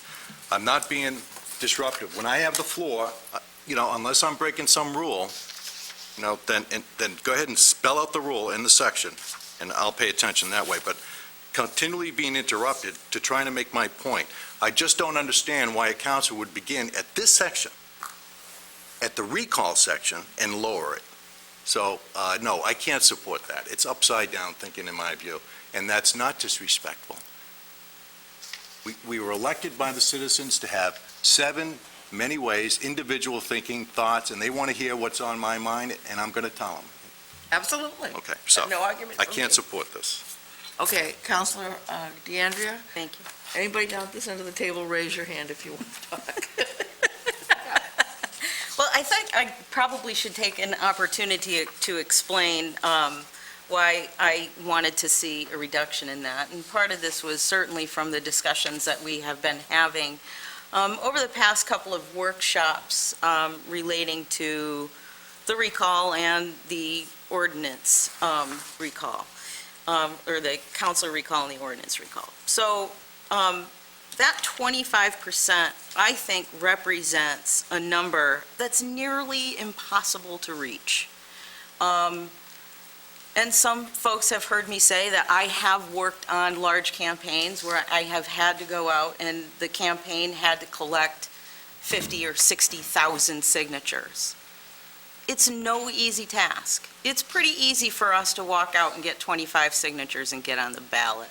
That's pretty simple. And we can get elected with, literally, in some cases, 4 votes, or 1 vote. We're running unopposed. I think that, first of all, citizens have to get 25 signatures. That's relatively easy. Then they have to go out, collect 25% of the signatures from the last gubernatorial election. All right, we'll say that's 2,500 signatures. Now they have to go out and convince 2,500 registered voters in Scarborough. I think, is that in 90 days, if I'm not mistaken? No, less than that, right? 20 days. In 20 days to collect 2,500 signatures. That is no small undertaking. That's a huge amount of work. That's not one person sort of feeting it around for a couple of days. Point of order. Hold it, let her finish. Point of order. What is the point of order? I thought we were talking about number 903.7. We are. Which speaks to the amendment that's on the floor, offered by Councilor DeAndrea, that talks about the number of votes at the last gubernatorial election from 25% to 15%. I'm Yeah. hearing discussions about signatures and petitions. Are we talking about that? Are we talking about getting 2,500 people to come out and come to the polls in Scarborough? Because that's been pretty easy. So That- I think we've gone off track. Are we talking about the section or not? I believe we are. I don't think we are. Okay, continue, Councilor DeAndrea. Thank you. So that's no easy task. So then add to this whole next step of what Councilor Wood is speaking about, and that's, as it stands right now, you have to have another 2,500 people show up at the polls in order to pass this vote, all right? If this is done during an off time of year, if the voters decide to do this in August or decide to do it in January, the chances of trying to turn out that many people during an off-election time, again, is nearly impossible. So to put this forward as it is, I'd like to see it a little bit more, I think, realistic, to really allow the citizens a chance, an opportunity, and not make it impossible for them to do. Thank you. Thank you. Was there a hand up down here or no? You know, there wasn't. There was not? No. Okay, Councilor Wood and then Councilor Roy. Thank you, Madam Chair. It's not all that impossible. When this town rallies around an issue, Councilor DeAndrea does not recall possibly the Great American Neighborhood debate. More than 25%, well over 25% came out in late summer and reversed a council action. So it's been done before. Councilor, are you done? Yes, thank you. Councilor Roy? Yeah. I'm just thinking of numbers of years of experience. I've had 15 years' experience on the town council, and in 15 years, the only office that I have seen run unopposed is the sanitary district. No, me, I ran once Did you unopposed. run Yeah, once? yeah. So that's very, very rare. The other thing is, certainly, the amendments have not spelled out, what does this counselor have to do to be recalled?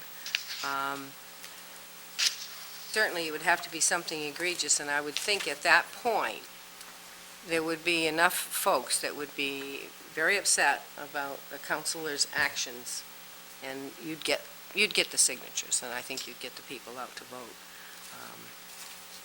I don't think you'd have real problems, but I think, there's just been limited times when that people have run unopposed. Yeah, it does happen, but not frequently. Councilor Alquist? I was just going to mention, the other time, I think, that we, Judy, correct me if I'm wrong, that we needed a large amount of signatures, and we got them relatively easy, was the overturn the ash plant. Ash plant. That we needed thousands, and we got thousands, because that was bad, and everybody figured that out. So I think that worked pretty well. Anyone else? Okay, we now hear the amendment. All those in favor of the amendment? Can you tell us what the amendment is again? The amendment is, okay, Can we remember? yes, I do. It is, Can. yes, I can. If you look at 903.7, and I'm going to read the last sentence, if a majority of the voters voting in the recall election vote in the affirmative, the official shall be recalled provided the total number of votes cast for and against the question exceeds the number of registered voters in the town equal to at least 15% of the number of votes cast in Scarborough in the last gubernatorial election. That's what the amendment is. Okay, all those in favor? Opposed? It fails for a tie. We shall proceed with any additional amendments. I'll offer Councilor amendment. Wood. I'd like to offer amendment to Section 903, petition for recall of an elected official, and in particular, Section 903.7, and where it picks up and says, voters of the town equal to at least 25%. My amended motion would suggest it read 40% of the number of votes cast in Scarborough in the last gubernatorial election. Thank you. Is there a second to that? Second to that? Second. Discussion? Councilor Wood. Thank you. The discussions that we've had over the last few months, as I recall, has been centered around this in many ways, about the threshold that all of us are comfortable with in having an elected official recalled. As was stated by Ms. Corthell, some thought 25% was too little, maybe just right, not enough. Some don't want recall, some do. My trouble has always been, and I've said this since last year about, maybe 13, 14 months ago, I'm not philosophically opposed to recall per se, but it should be a high threshold, and it certainly should be higher than what we have right now before us, not what we're deliberating on, but what we already have as a vehicle to overturn ordinances.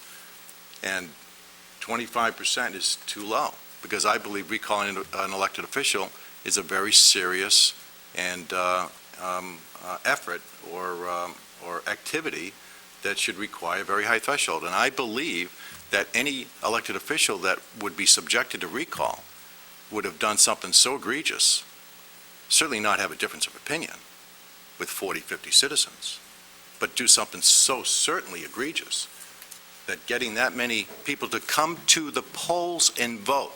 My motion relates to how many citizens would have to go to the polls and vote. I'm okay with 25 people gathering signatures. I'm okay with 25% of the last gubernatorial election signing the petition. But as far as the number of citizens that must go to the polls and cast their vote to recall that elected official, I believe it should be 40%. 40% roughly would represent 4,000 people. So it would take 2,001 persons to remove that elected official. I believe that 25% of the folks that have signed that petition, I believe, would vote to remove that elected official. I heard from other councilors over the last several weeks who have said, not everybody signs a petition that agrees with it. I heard that, but I don't believe it, because I don't do that. And most people, if not everybody I know, does not do that. When they're presented a petition, the question is, what's the petition about? If they don't agree with the petition, they say, no thanks.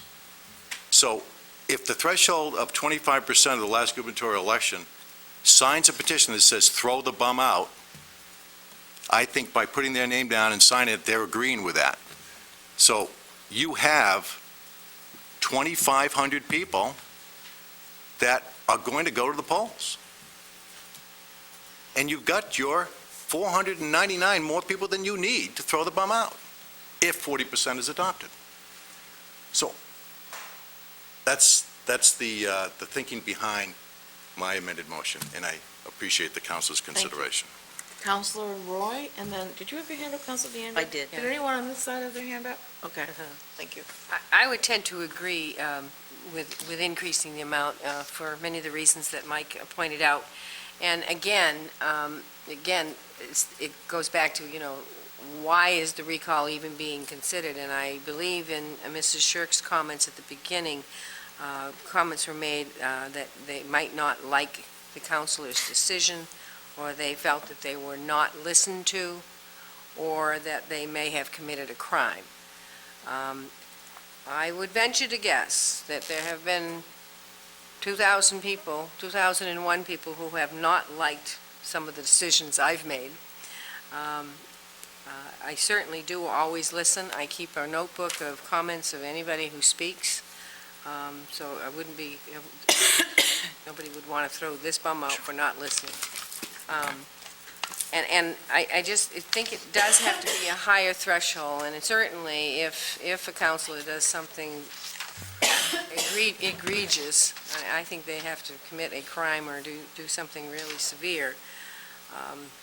I'd be hiking it out of town really fast. They would resign, I think. We might not even have the problems, but I think it has to be a higher standard, and the people would come out to vote. I believe they would, no matter what time of year it is.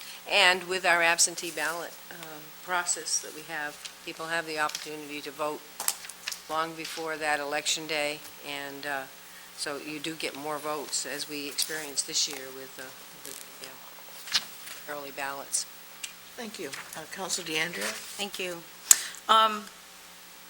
Recall doesn't happen very frequently. I think maybe in Sanford fairly recently there was a recall because there was some money problems.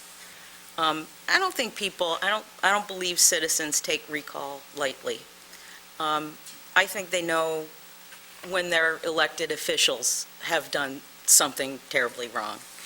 I trust our citizens. I think they have made some, and they do make some good judgments. I don't want them to be, I understand that this is something that our citizens want. I think it's an important tool in the democracy. I think that 40% is far too high. Again, I've worked on campaigns. I know how difficult it is first to get the signatures, but it's a whole different story to get people to turn out to the polls. It's easy to stop somebody in a parking lot and say, can you sign this? It's not so easy to get them to agree to go to the polls. It's two totally different things. I think 40% is a roadblock, and I think it makes a citizen's recall nearly impossible. I don't support, certainly don't support 40%. I think it's far too high. Anybody else? Okay, I'm going to call the question on the amendment. Do you want me to read the amendment again? Or does everybody understand it? Okay. All those in favor? Opposed? The amendment fails because of a tie. Now we're back to the original motion. Are there any further amendments? Counselor Wood. I couldn't have predicted this. So can I. In fact, I did. Many smarter than I probably did, though. But what we have before us, the potential that these many good suggestions brought forward to us by the fine group of folks that made up the Charter Review Commission, we have the potential that this whole package will not find its way to the citizens. Maybe because it seems to me that there might be enough of us that aren't comfortable with the recall section as it's written. I've spoken about 40% for more than a few weeks. I haven't got any calls. What would you be comfortable with, 30, 35? Tonight I heard a number for the first time, 15. It's too bad, it's unfortunate, because I think the recall provision should go to the voters. But I don't agree with 25%. So we're stuck, in my view, I think that the only way that the many good amendments to the charter might find their way to the citizens in the fall is if recall isn't a part of them. That's how we're going to end up here tonight. And it's not Mike Wood's fault, because I had my position out there. The phone didn't ring. That's how it works. Compromise. That's how it works. And I'm hearing no compromise here. Thank you, Madam Chair. Council DeAndrea. Thank you. I think the citizens have spoken fairly loudly. I think they said that they wanted a recall. It's in here. It's been, as Councilor Wood mentioned, worked on very hard by the Charter Commission, or Committee, and I thank them for that work. I understand it was long and hard, and there were lots of fairly heady discussions about this and other segments, but particularly about this, and that there was a lot of back and forth about what that number should be. I have heard from residents. I understand that many of the residents I spoke to do want it, that percentage that we've been mulling over here tonight, lower. So I have heard from residents, and I thank those folks for being in touch with me. I would support it as it stands this evening. I still think that 25% is too high, but I think it's a good compromise. I think the point here is, at this point, we should let the voters speak. So I think I would support sending it out as it is and let the voters decide if it's too high or too low. Anyone else wish to speak on this? Council Holbrook. I'm happy with supporting it at the 25%. I think for me, that is the compromise. I still think that the 25 is too high. The vast majority of people that I did speak with about this matter, I was hearing a lot of the same consensus that Councilor DeAndre was, that this was a very strict, very stringent process, and it would be very hard to obtain. I'm comfortable with putting it forward and putting it through as it is, and in the same token, it very well may not pass at the polls. So I'm comfortable with it as it is. Council Roy and then Council Wood.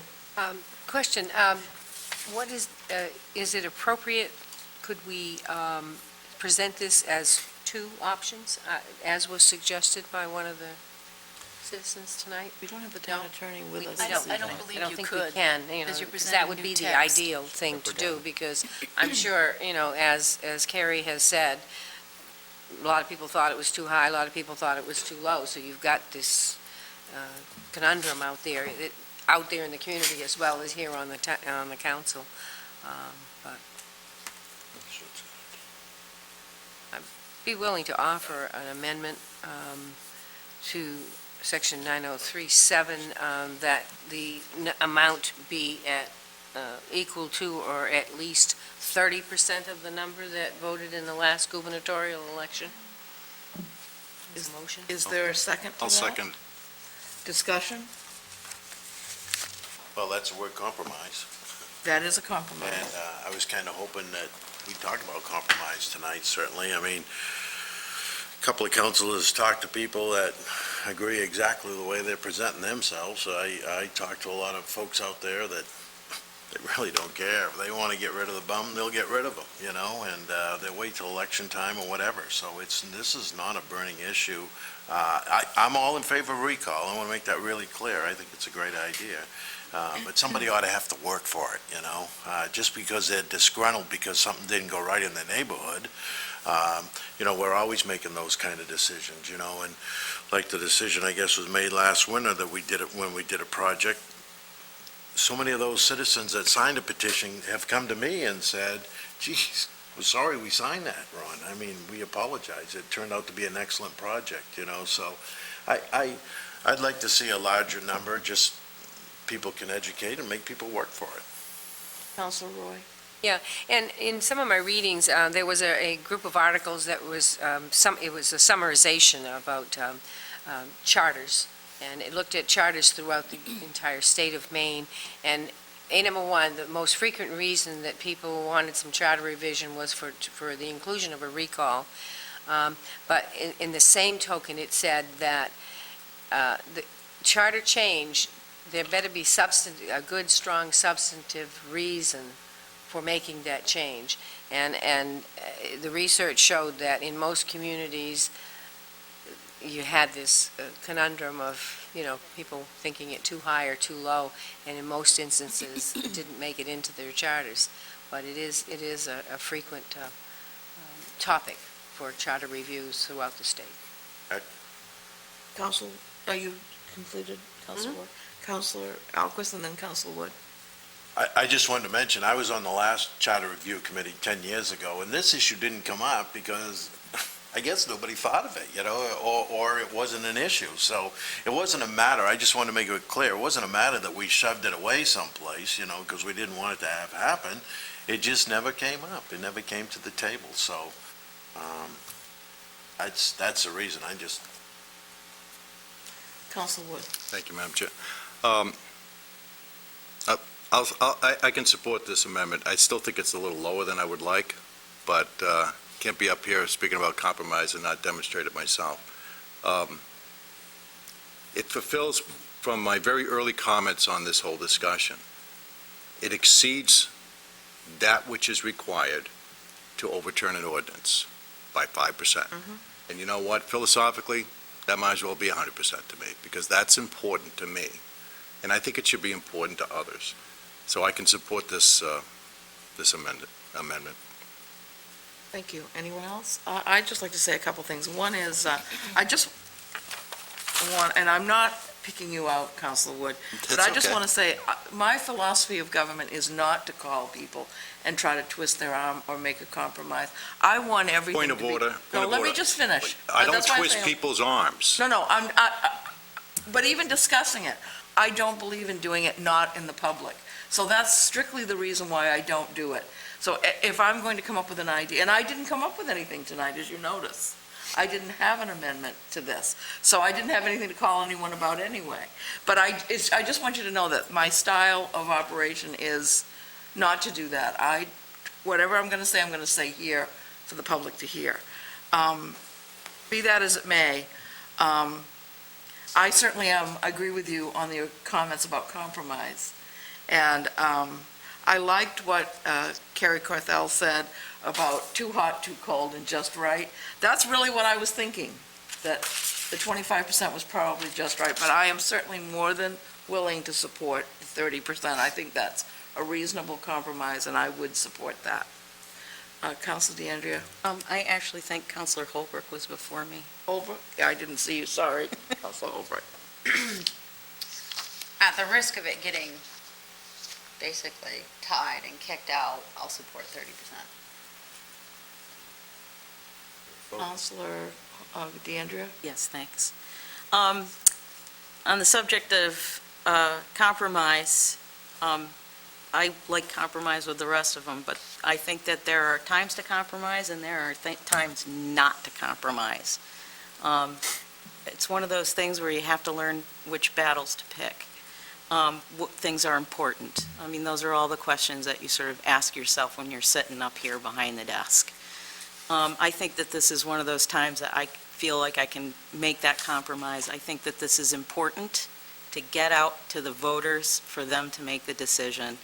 And I think increasing it by 5%, I can live with that. So I will support this at 30%. Thank you. Anyone else?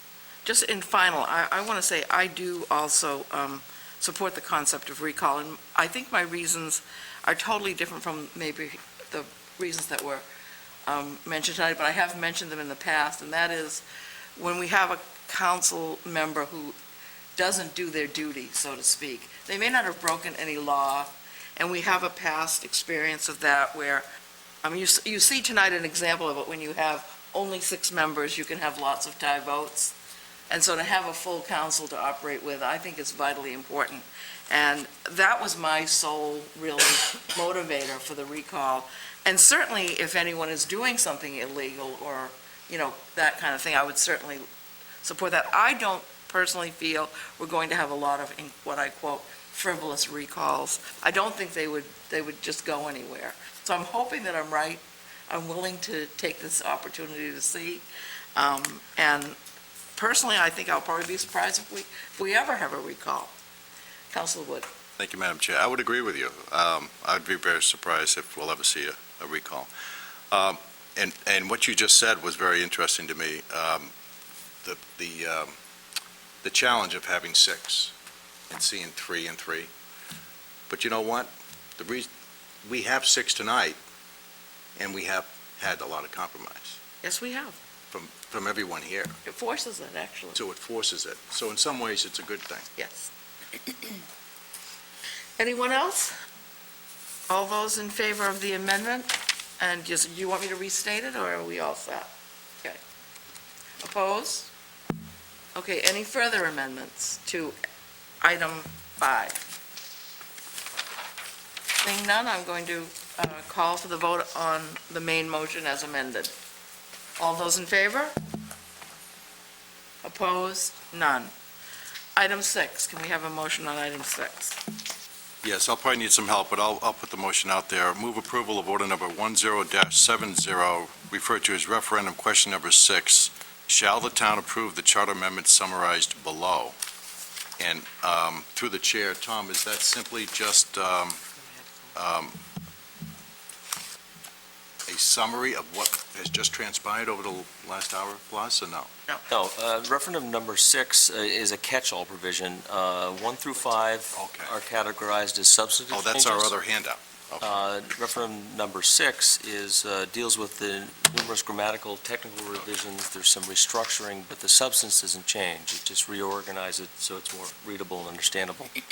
And by restructuring, I think he means there was some renumbering. Yes. Exactly. All right, thank you. Well, there's your motion. Is there a second? Discussion. All those in favor? Thank you. That's a good job done, folks. I appreciate, actually, I think this was a wonderful debate, and I'm very appreciative of it. Order number 10-70 is act, oh, I'm sorry. 10-71 is act to set the date of when any of the voter-approved charter amendments become effective. And Manager Hall? Yes, we have, let me get organized here. Obviously, we need a date, effective date for these changes to take effect, should any or all be approved at the polls, and we're recommending that that date be January 1st. So that should give, and will give staff ample time to make the text changes and be in a position to have a brand-new charter with these, whichever amendments or ballot questions are supported by the voters, done for the first of the year. Thank you. I would make a motion to approve Order 1071 to make the charter amendments become effective as of January 1 if approved by the voters. 2011, correct. Second. Is there a second? Thank you. Discussion? Seeing none, all those in favor?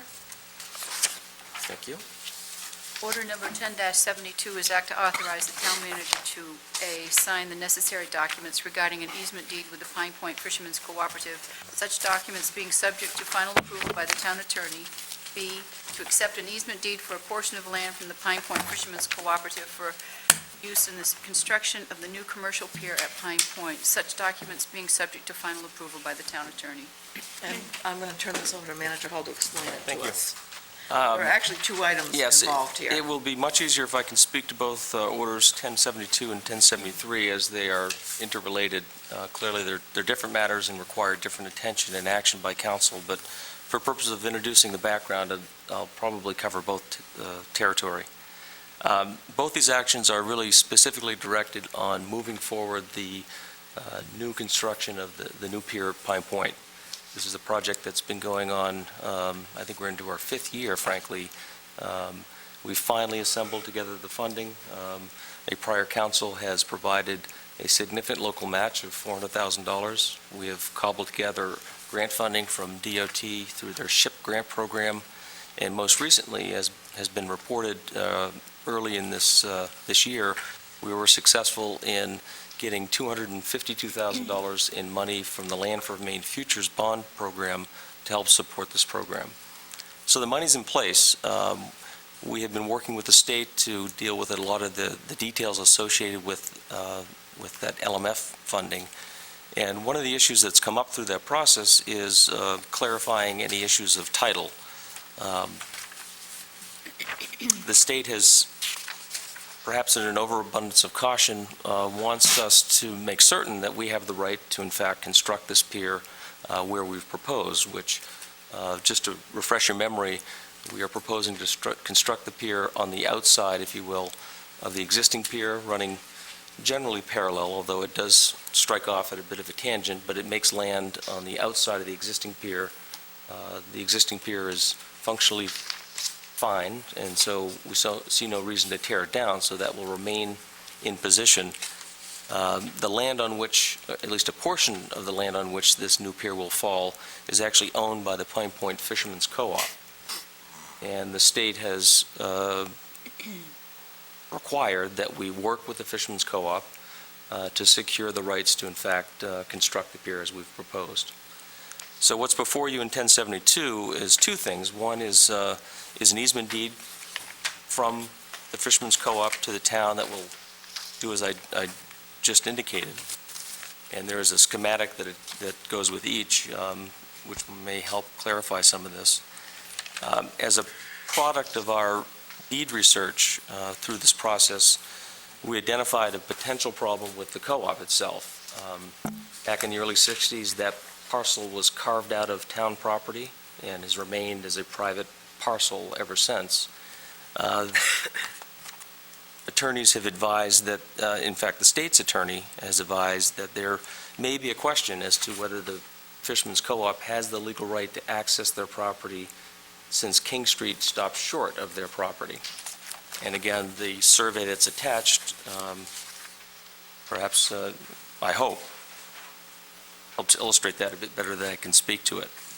And so my proposal to the co-op and what's before you is that we exchange deeds, that they allow us to construct the pier as we've proposed, and we in turn provide them a deed which clears any cloud of title and allows them clear access to their property. And it was my impression, my expectation that that was a very reasonable approach. Both parties needed each other, and at the end of the day, this is all about building a new pier for the fishermen. That issue has been stymied a bit through the course of the summer and fall, the spring and the summer, as the owners of the co-op have suggested that we deal with a parking issue. So this issue gets a bit more complicated. The co-op has a number of operations, including a wholesale lobster buying operation and I think a retail component, as well as a seasonal restaurant at the front of this facility. The restaurant, not surprisingly, has people that come there, thankfully, and there's a parking requirement. In fact, the certificate of occupancy for that use relies on 25 spaces in the town's public lot, which is adjacent to the property. Upon some research, I identified that a prior council, actually in 1991, approved a parking lease, but it was limited to the following season, the 1992 season. And with Tody's assistance, I've been unable to unearth any prior or subsequent action of council. And so the reality is we need to clarify this issue. And frankly, I want to be supportive of a longstanding local business. And so we have endeavored over the last few months to do just that, to come up with a parking lease that will provide long-term security and interest for the co-op, but at the same time not over-obligate the town's facilities. And I should mention as an aside, as we continue to accept state and federal money to support the boat launch facilities and now the pier, they are interested in the issue of public access, and as we limit public parking opportunities, they're very interested and somewhat concerned. And so the approach I took with the lease, and that's the subject of Order 1073, has the parking spaces undesignated, so they're not signed, they're not at all designated for exclusive use. It's kind of catch as you can, and as I understand it, that's been the practice and the use for the last 15 years anyway, perhaps longer. And generally, from at least the town's perspective, that works. There may be a few occasions where it's tight. You can probably predict those days, but count them on one hand. But over the course of that relationship, it's generally worked, and therefore we've presented a very similar approach. As I mentioned, I've been working throughout the last 6 or 8 months with the owners of the co-op. Most recently, I proposed easement deed drafts as well as a parking lease, which I stand before you and say I think are very fair to both parties. They recognize the interest and the needs of both parties, and have put this on your agenda. And the reason I've put it on your agenda is that we run the very real risk of losing access to the LMF funds. And if that happens, well, the project is going nowhere quickly. Beyond that, our permits are due to expire. We have Army Corps and DEP permits that are time-sensitive. As the dredge components, there are windows of opportunity, if you will, that we can work within. So we run the real risk of losing this project. And so, though it's not my practice to bring something to you that I don't have the absolute agreement by the other party, it's my preference to come to you with a fair assurance that what's in front of you will be supported. I see no alternative, and I'll just update you at your place this evening. There are red-line versions of both the easement deeds and the lease that represent the comments and revisions requested by the co-op. These were received early Monday afternoon, obviously after the packet went out. I must admit, I have reviewed them. I've not spent a lot of time with lawyers, but there are substantive changes such that I cannot recommend at all that is in the best interest of the town to sign at least those versions. And so I guess I throw myself on your mercy. I ask for your authorization as I've requested, and I will go about the business to try to work through this over the next several days and weeks to the extent that we can come to terms with what you authorized me to do, all the better. If I can't, you'll see me back before you 2 weeks from tonight with revised documents. But again, I would beg your indulgence and ask for you to ask for your authorization for me to sign the documents I presented. Thank you. That's a lot of history and a lot of background, and I'm sure there are In a questions. short time. I think if you look at the red line versions, it'll be pretty clear. But the issues of the town manager did speak with me about this, and I encouraged him to provide these in the packet, provide the documents in our packet, and mainly because of the time sensitivity and the potential of losing the money, and that this would give him the ability to act without having to come back to us again, should this come to fruition.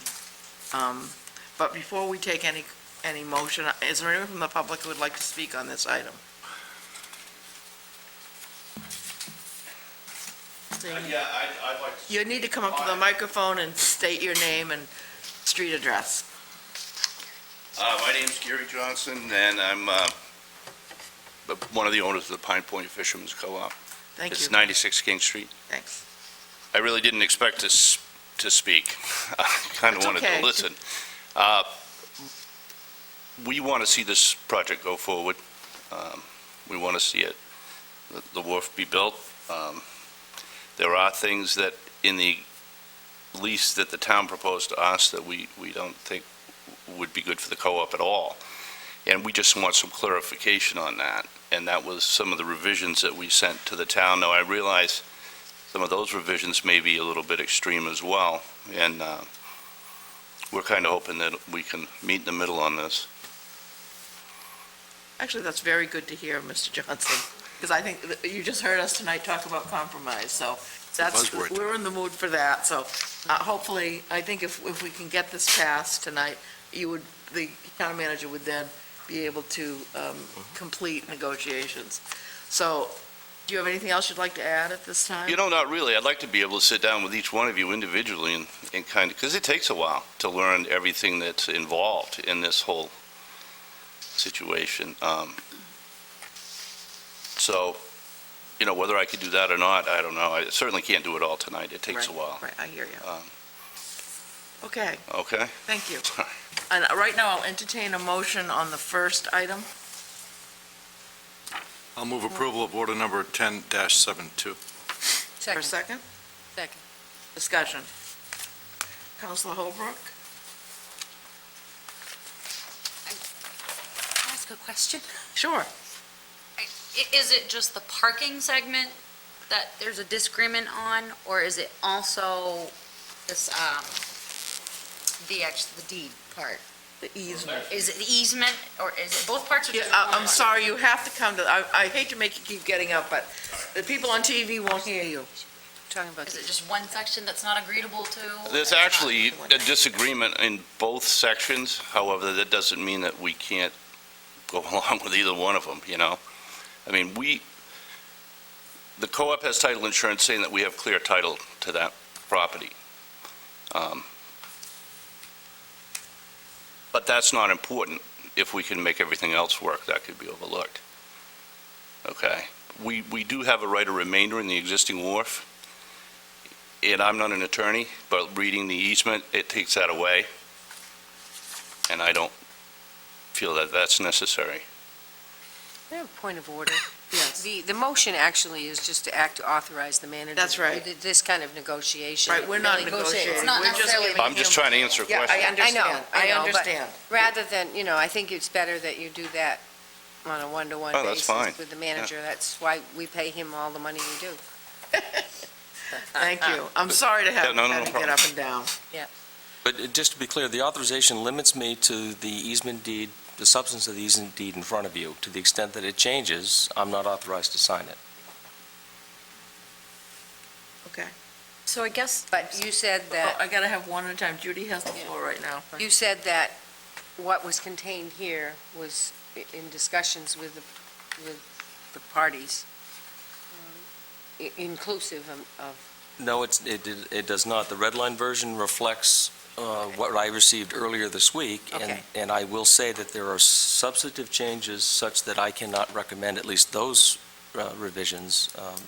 If I did recommend those, I would suggest that you replace one with the other. Again, this is so time-sensitive that I think it's important to have authorization in hand for me so we can move this matter quickly. I may be unsuccessful. We may not be able to meet in the middle, so to speak, or the changes they insist on are substantive, and therefore I'm not authorized to sign it on behalf of the town, in which case we'll have to come back to you, and that will be unfortunate. Counselor, are you finished, Counselor Roy? Counselor DeAndrea, did you have more? Okay, I'll do you, Ronnie, afterwards. Go ahead. I actually think Tom answered my question, but I just want to be really clear about it. That tonight we would be authorizing the town manager to sign what we have in our packets and in our packets only. Correct. And that does not authorize the town manager to make further negotiations and sign those. I think I can negotiate, I can't sign on your behalf. Without coming back to us. Correct. Okay, I guess that's what I wanted to just be very clear about. Yes. Counselor Alquist. And I'm just trying to figure out how time-sensitive is time-sensitive. Again, you seem to think it was a month, a matter of, Well, just let me lay out what we have to do after this. Okay. The state's insisting on this clarification, otherwise we wouldn't be pursuing this. Frankly, my opinion in that regard doesn't matter, theirs matters, because they have the money. So we're trying to satisfy their interest and concerns. So once we have this issue settled, this approach, I'm certain, because I've reviewed it with them, meets their needs in approval. We'll then have to go through a process, paperwork process, if you will, regarding the money. That will give me the assurance that we can go to bid. I will not sign a bid on behalf of the town committing us to funds that we don't have. And so I think we can run those two parallel, if you will, waiting for the state to finalize their details and having a bid advertisement and a bid process underway. But again, I would not sign the bid until I had the absolute assurance that all the money's in order. And then that opens us up for the construction period, and there are some very critical times associated with that. This project has a dredge component. It has a number of piles to be driven. Those marine construction activities are allowed only certain times of the year because of environmental sensitivities. And beyond that, the permits themselves have a period and may well expire if we don't take advantage of this next dredge window. So that's what we're up against. And so weeks do matter right now, frankly. so again, don't want to keep repeating what other people have said, but your negotiations or whatever as they carry forward, you only have the authority to agree with what we agree on tonight, or vote on tonight. But if there's any changes other than that, then we're going to have to do that probably within 2 weeks, our next meeting. Correct. And we got to get it done then. I'm certain we will know within days, certainly within 2 weeks, whether we can come to terms or not. And the amount, again, for the public, the amount of money that we're talking about from the state. And $252,000 is the LMF grant. There's about $100,000 that is state DOT money that is out there and tied up in this as well. So it's nearly half the project cost. The other half is locally funded. Thank you. I think I saw Councilor Holbrook with your hand up. Yes. I am just wondering maybe if this should be postponed to the next meeting, and with the arrangements all ironed out, and, because we have another meeting The the 15th. 15th, if that would be too late in time. I can't say for certain. From a negotiation point of view, I would love to be able to sit and say, I have the authorization to sign these today. I think that's why I'm asking you for this authorization. Again, I crafted these after months of discussion and consideration. I must admit, many times I felt I was negotiating against myself, and revised these multiple times. I believe them to be fair, to recognize the needs and the interest of the other party. This is not a typical negotiation in that respect. I feel somewhat I've failed the town, that I could have driven a harder bargain, but we had to get this done. And for those reasons, I'm entirely comfortable asking for your authorization. It remains to be seen if I can convince the other party. I can't force them to sign the document. Councilor Wood and then Councilor Roy. Thank you. I had the pleasure of meeting with Mr. Johnson a couple times over the past month and a half or so. And what Ms. Johnson spoke to just a few moments ago, I certainly got from our few meetings that there is room here for agreement. Just haven't got there yet, and it's unfortunate. I've done my best to try to facilitate the different ideas going back and forth between the town manager and the Fishermen's Co-op. Obviously, I wish I did a better job. But we're here tonight with a document that I can support and vote in favor of having the town manager sign. I certainly would not, and I don't believe anyone would possibly be opposed to, if on September 15th, our next and last meeting for opportunity on this subject, if Tom came forward with some amendments. But I think it's really important here, at least from my perspective, that it be known that this pier project is of huge importance to the town, to all its citizens, and to the whole working pier down there. It's bigger than Mr. Johnson, it's bigger than the town manager. And I see documents here that serve the best interests of the town. I also understand that these documents go a long way in improving the Fishermen Co-op's situation as it exists today. Today, we have a wink and a nod and a handshake in many regards. Now, there might be components about here, and I fully respect Mr. Johnson and his part in not liking some of the components in these new documents, but I believe there would be no disagreement that it secures that property and that operation in a much better way than what exists today. So I think a lot of the heavy lifting has been done. I think, to put a number on it, I think we're 90% there. And I would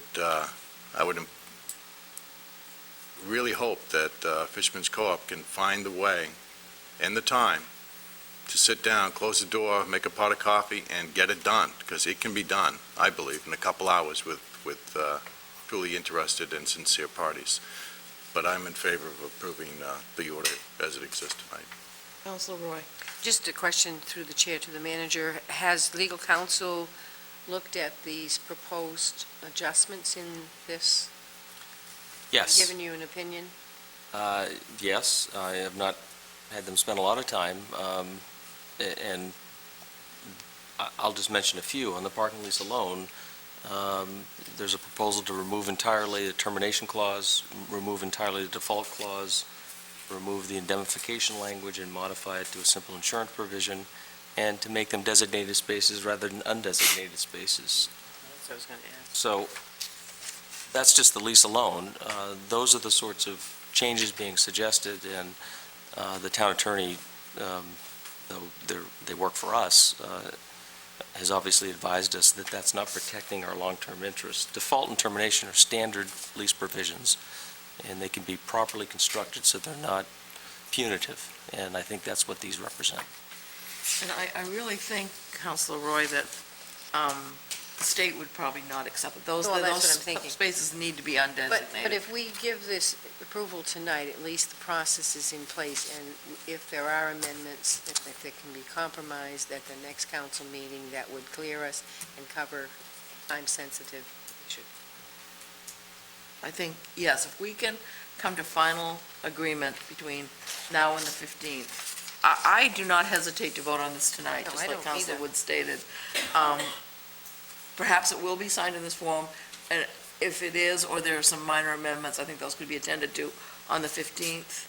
But I think the public nature has to be, is paramount, it has to be protected for the state to provide us with the funds. Counselor Wood. And just real quick, I think everybody who's close to this, and this is a lot of material, this is pretty weighty, I understand, but anybody who's close to this understands that if this isn't done, I think Councilor DeAndrea spoke about a quadruple win earlier tonight. This is a big, big lose-lose. Nobody wins out of this one. Yeah. So that has to be emphasized here. I mean, if I was in Mr. Johnson's shoes, I would want to come out with a signed document. Maybe not exactly what this looks like, but that would be the most important thing that I do in the next couple weeks, have that done. Thank you. Anyone else have anything to say? Then I'm going to move the question. All those in favor? Opposed? And I think we've already had the discussion on the next motion. Could I have a motion, please? Full approval of order number 1073, approving the parking lease agreement in the town Fisherman's Co-op. Second? Second, I'd Thank like you. to offer amended motion. You want to offer an amendment? Please go ahead. I'd like to amend that motion that paragraph 9, termination, when I was looking at this yesterday, and I had a quick conversation with the manager today, it seems appropriate to have paragraph 9, termination, and at the end of C, Charlie, sending said notice by certified mail, return receipt requested. All language afterwards and before item 10 seems to be unnecessary and not consistent with the By first either section. party, yes, you're right. This already states that in the beginning. Yep. Is there a second to that? Second. Discussion? I just want to make it clear that I don't think Mr. Johnson has this in front of him, and I apologize. I'll just say it now, and you can call me on this at the public record, but this protects you in a better way, because it talks about a landlord being able to, in this case, the town, being able to terminate the lease with 7 days said notice. This strikes that and puts it back to 180 days, the same rights you have to tell the landlord that you're no longer interested. So it makes it consistent, the same. Okay, so I can't really entertain questions this way, Yeah. but I just want to let you know that this is an improvement. in Now that. that there's a motion before us and there's no questions, we have to, it's between us, but thank you for clarifying that. Anybody else? Seeing none, all those in favor of the amendment? Yes. Any further amendments?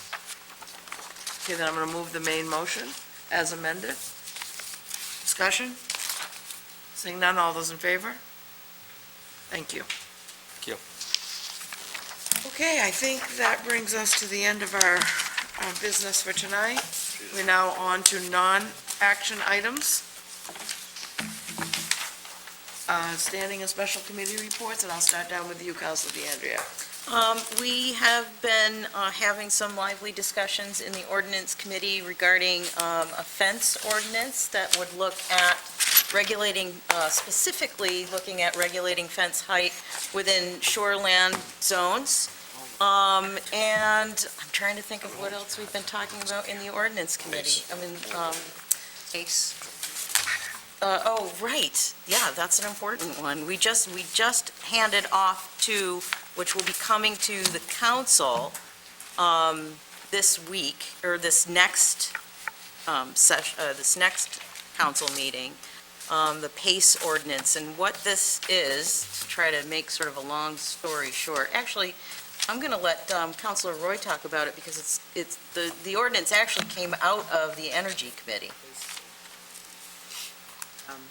PACE is a state program which sets up a trust fund through the Efficiency Maine Trust Fund, and looks for cooperation of communities. And if we participate, they have a model ordinance so that we become a participant in it, and it offers, I believe, interest-free loans up to $15,000 for retrofitting, for energy efficiency, energy upgrades for the community. And then in combination with that, the Maine Green Energy Alliance is partnering with them, would help us administer on a local level the education and outreach for those programs. So that's a model ordinance out of the state. It's just one of those things that you have to sign in order to be part of that trust fund, but there would be no legal liability for the community. Thank you. Thank you.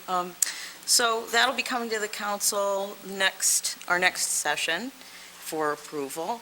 And at our next ordinance committee meeting, which I believe is September the 28th, we will be looking at continued looks at the fence ordinance.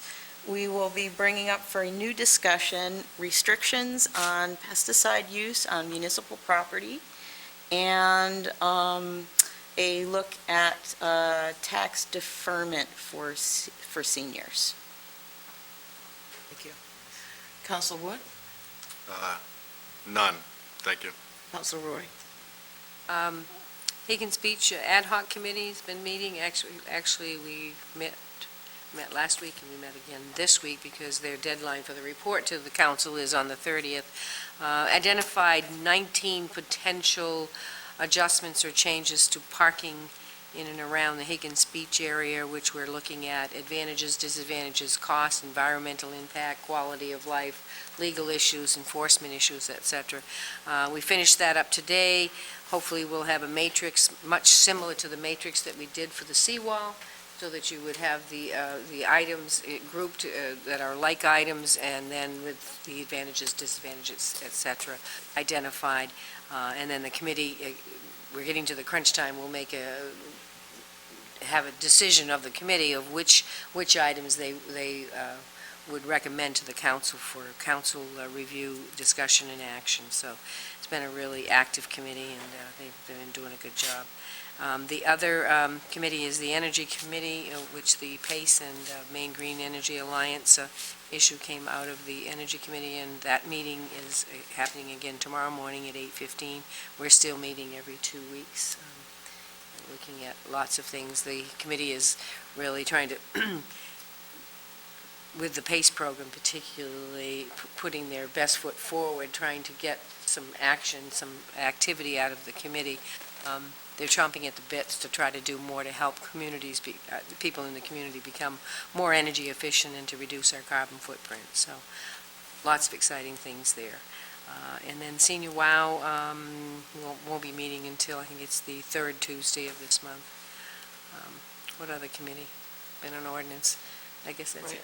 And nothing in finance right now? No, Finance Committee has not met, but we'll probably meet in the next couple weeks, because we want to look at the end-of-year finances and to get a handle on, some thoughts and processes for the upcoming year to hopefully keep the tax rate down. Thank you. Councilor Holbrook? I have nothing to report. Thank you. Councilor Alquist? All set. Okay, town manager's report. Thank you. I'll try to be quick. First off, I appreciate, I apologize for my absence at your last meeting. I was at the Annual Managers Institute. This is sponsored to the Maine Town and City Managers Association. It's the one time of the year where managers statewide are able to get together. We had some very interesting conversation. The thrust of this year's presentations dealt with police and fire consolidation, some really interesting ideas happening all across the country, and there may be some great possibilities right here in Scarborough to adopt some of those ideas. So I appreciate your sending me to that. Also, you've perhaps been made aware the town assessor has committed taxes. The tax rate has been set. No surprise, it is at $12.63 per thousand. That's what we expected. That was all predicated on an estimate of value, a new assessed value in the tax base of $30 million. We actually exceeded that slightly, which is the good news. That slight exceedance will actually appear in our overlay, and we do expect, we've got a couple of big tax abatements that are under review as we speak, Black Point Inn namely. That could be a significant tax abatement depending on how the ruling comes down. So it's important for us to have adequate resources to fund those potential abatements, and that's what the overlay does. One interesting note, and it's a bit of a cautionary note, of that $31 million or so that we gained in value from last year to this, 42% of that is homestead exemption. Many of you might recall the state legislature changed the homestead exemption. That's been reduced by $3,000. So that value that was previously exempt is now taxable. There's actually a total of 4,600 or so properties times 3,000 represented over $13 million of that $31 million. So the cautionary note is there that's a bit of it is an artificial number. That number won't be repeated next year. It's not going to be new value. And so I think it is a harbinger for a really challenging budget process next year. Also, pleased to update you on the library parking lot project. As many of you will recall, there's a current year CIP program to improve the sidewalks and the existing lot and an expansion of the existing lot. There's a future CIP that dealt with the expansion of a lot to the left, if you will, of the parking of the library. I'm pleased to report that bids came in incredibly favorably. We had, I think, 14 bidders, very, very competitive bid climate. Our timing was perfect. And we have actually adequate resources to fund both those projects, which would mean that comes off a future CIP project. That is my intention to do so. And I should mention that Risborough Brothers Construction is the low bidder. They've been very aggressive and been awarded a number of recent local contracts given their very tight numbers. As part of that project, I think Nancy will probably mention this in the future, the library will be closed to the public from September 20th through the 24th. Staff will be working, but to accommodate the construction around the entrances and really for safety, they're going to close those 5 days. Also, many of you may have noticed in the paper, there's been a fair amount of press in the recent weeks and months. FEMA is updating its flood maps, and it has potentially widespread effect on individual property owners. Scarborough is a bit different based on our analysis that there are clearly localized areas, Pine Point, Higgins Beach, and some areas along the March, interestingly enough, that are affected by these revisions. It's not necessarily that there are all new properties being now considered in the flood zone. In fact, some are being changed in their category, and it's good news. We've dealt with a number of interested residents who have heard about this and are interested in what it means to their property. But I'm frankly surprised that more people haven't come to us, and maybe it's because we just don't have that many people affected. A number of our abutting communities have actually hired consultants to challenge and test, if you will, FEMA's methodology in calculating these new models, and have been quite successful, frankly, in overturning them. But that is not a simple or cheap endeavor. For us to do that, to recreate the models, is potentially a $20,000 study, and given the lack, frankly, of widespread interest or concern expressed, staff doesn't see the value in proposing that study. We are, however, arranging a meeting with FEMA representatives, an education meeting, so people make sure they understand what's going on. FEMA has asked that we do it with adjoining communities, so it's efficient on their time, and South Portland and Cape Elizabeth have expressed interest. So we're looking to arrange that at a convenient central location, and we'll do our very best to publicize the meeting and hope people turn out. There is a 90-day appeal process that just started, and so there's still time to reverse, if you will, these revisions. But I encourage everyone, if you have any question, call the code office. They can show you. We have copies of the maps, and you can find out if you're affected and what that might mean to you. Just an update on medical marijuana facilities. Perhaps some of you have been following. The state just yesterday awarded the final 2 dispensaries in the state. There was some concern, not concern, we had a fairly serious inquiry regarding a growing facility that would have been associated with one of the 2 to be located here in Scarborough. In the end, that did not happen. So Scarborough is not involved in either of those 2 dispensaries, and so there's no kind of immediate issue or concern, though this is an issue that the ordinance committee may choose to take up in coming months, but there doesn't appear to be any urgency in that regard. And lastly, I just want to mention SEDCO will be having its annual meeting on October 5th. This year, it's coupled with their 25th anniversary celebration. And as part of this 25 years, I'm pleased to report they're interested in going through a strategic planning process. I think there's a recognition by the board of directors that times are different, the economy's different, and I think this is going to be billed as the next 25 years, and I wholeheartedly support this and will provide some time and attention as they'll let me involved, I guess. But I think it's vitally important for us to understand what the needs in the future are so we can staff appropriately. And I would hope this study will look at basic governance issues. We have issues of funding that we need to be concerned with as soon as next budget year. But certainly finding a sustainable model, I think, is going to be a really important feature.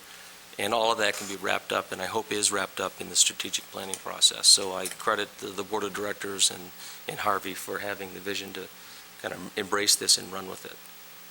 With that, I'm available for questions from council. Any questions? Seeing none, council member comments, and I'll start with Councilor Alquist. All set. Councilor Holbrook. Just to remind folks that the kids are in school, so please do slow down and have a happy, safe holiday weekend.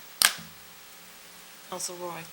Yeah, just to mention again, congratulations to the Broadturn Farm for getting the spot on the Sunday morning show with Charles Corral. I think it was a good, they did a really good job, and kind of neat to see Scarborough on the news.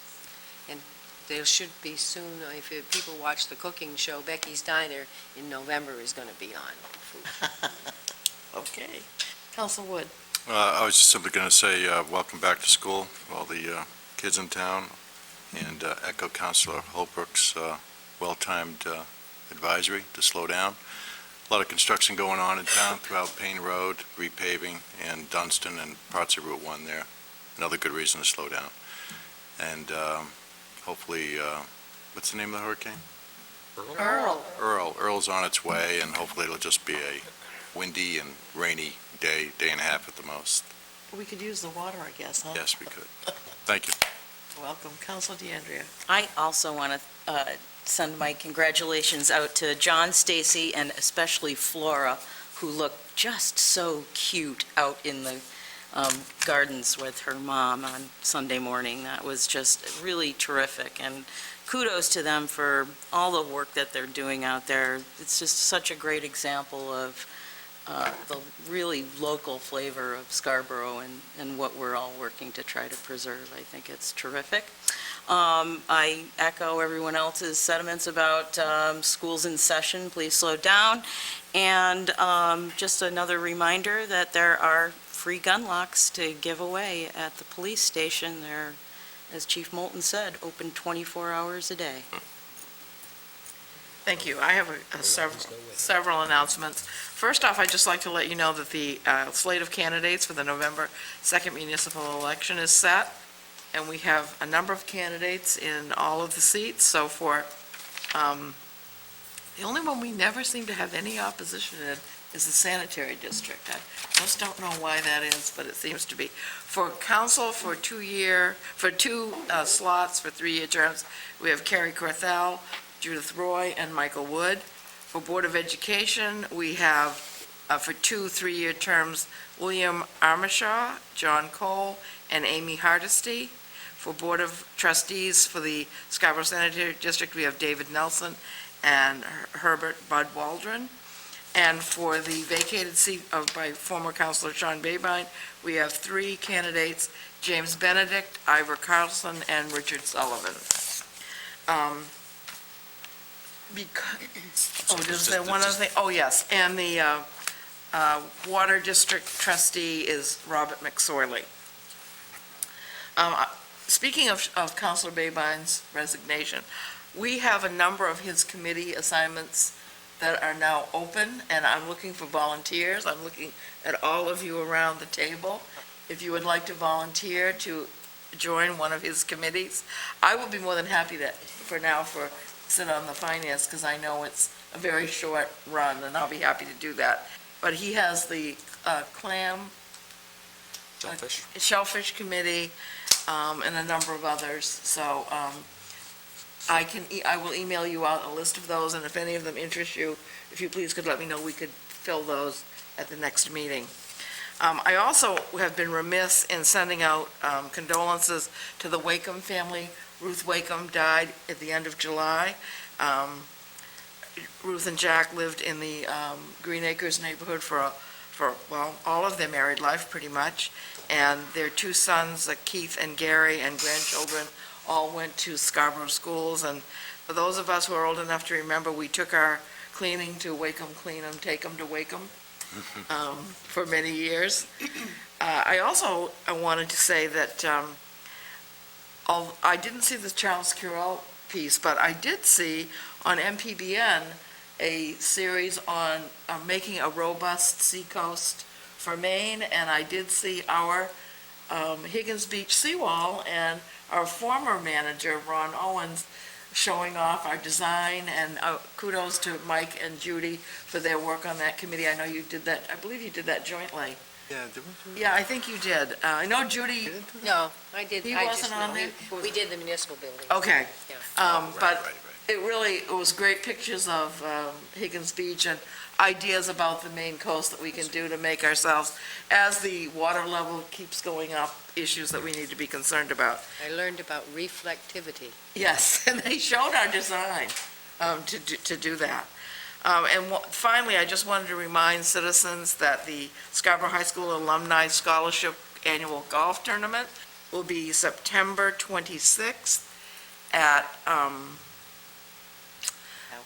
no, it's at it's at the one in Old Orchard. Dunegrass Country Club. If you're interested in joining a foursome or setting up one, we would love to have you that day. And with that, I will accept a motion to adjourn. So moved. Second. All those in favor? We are adjourned.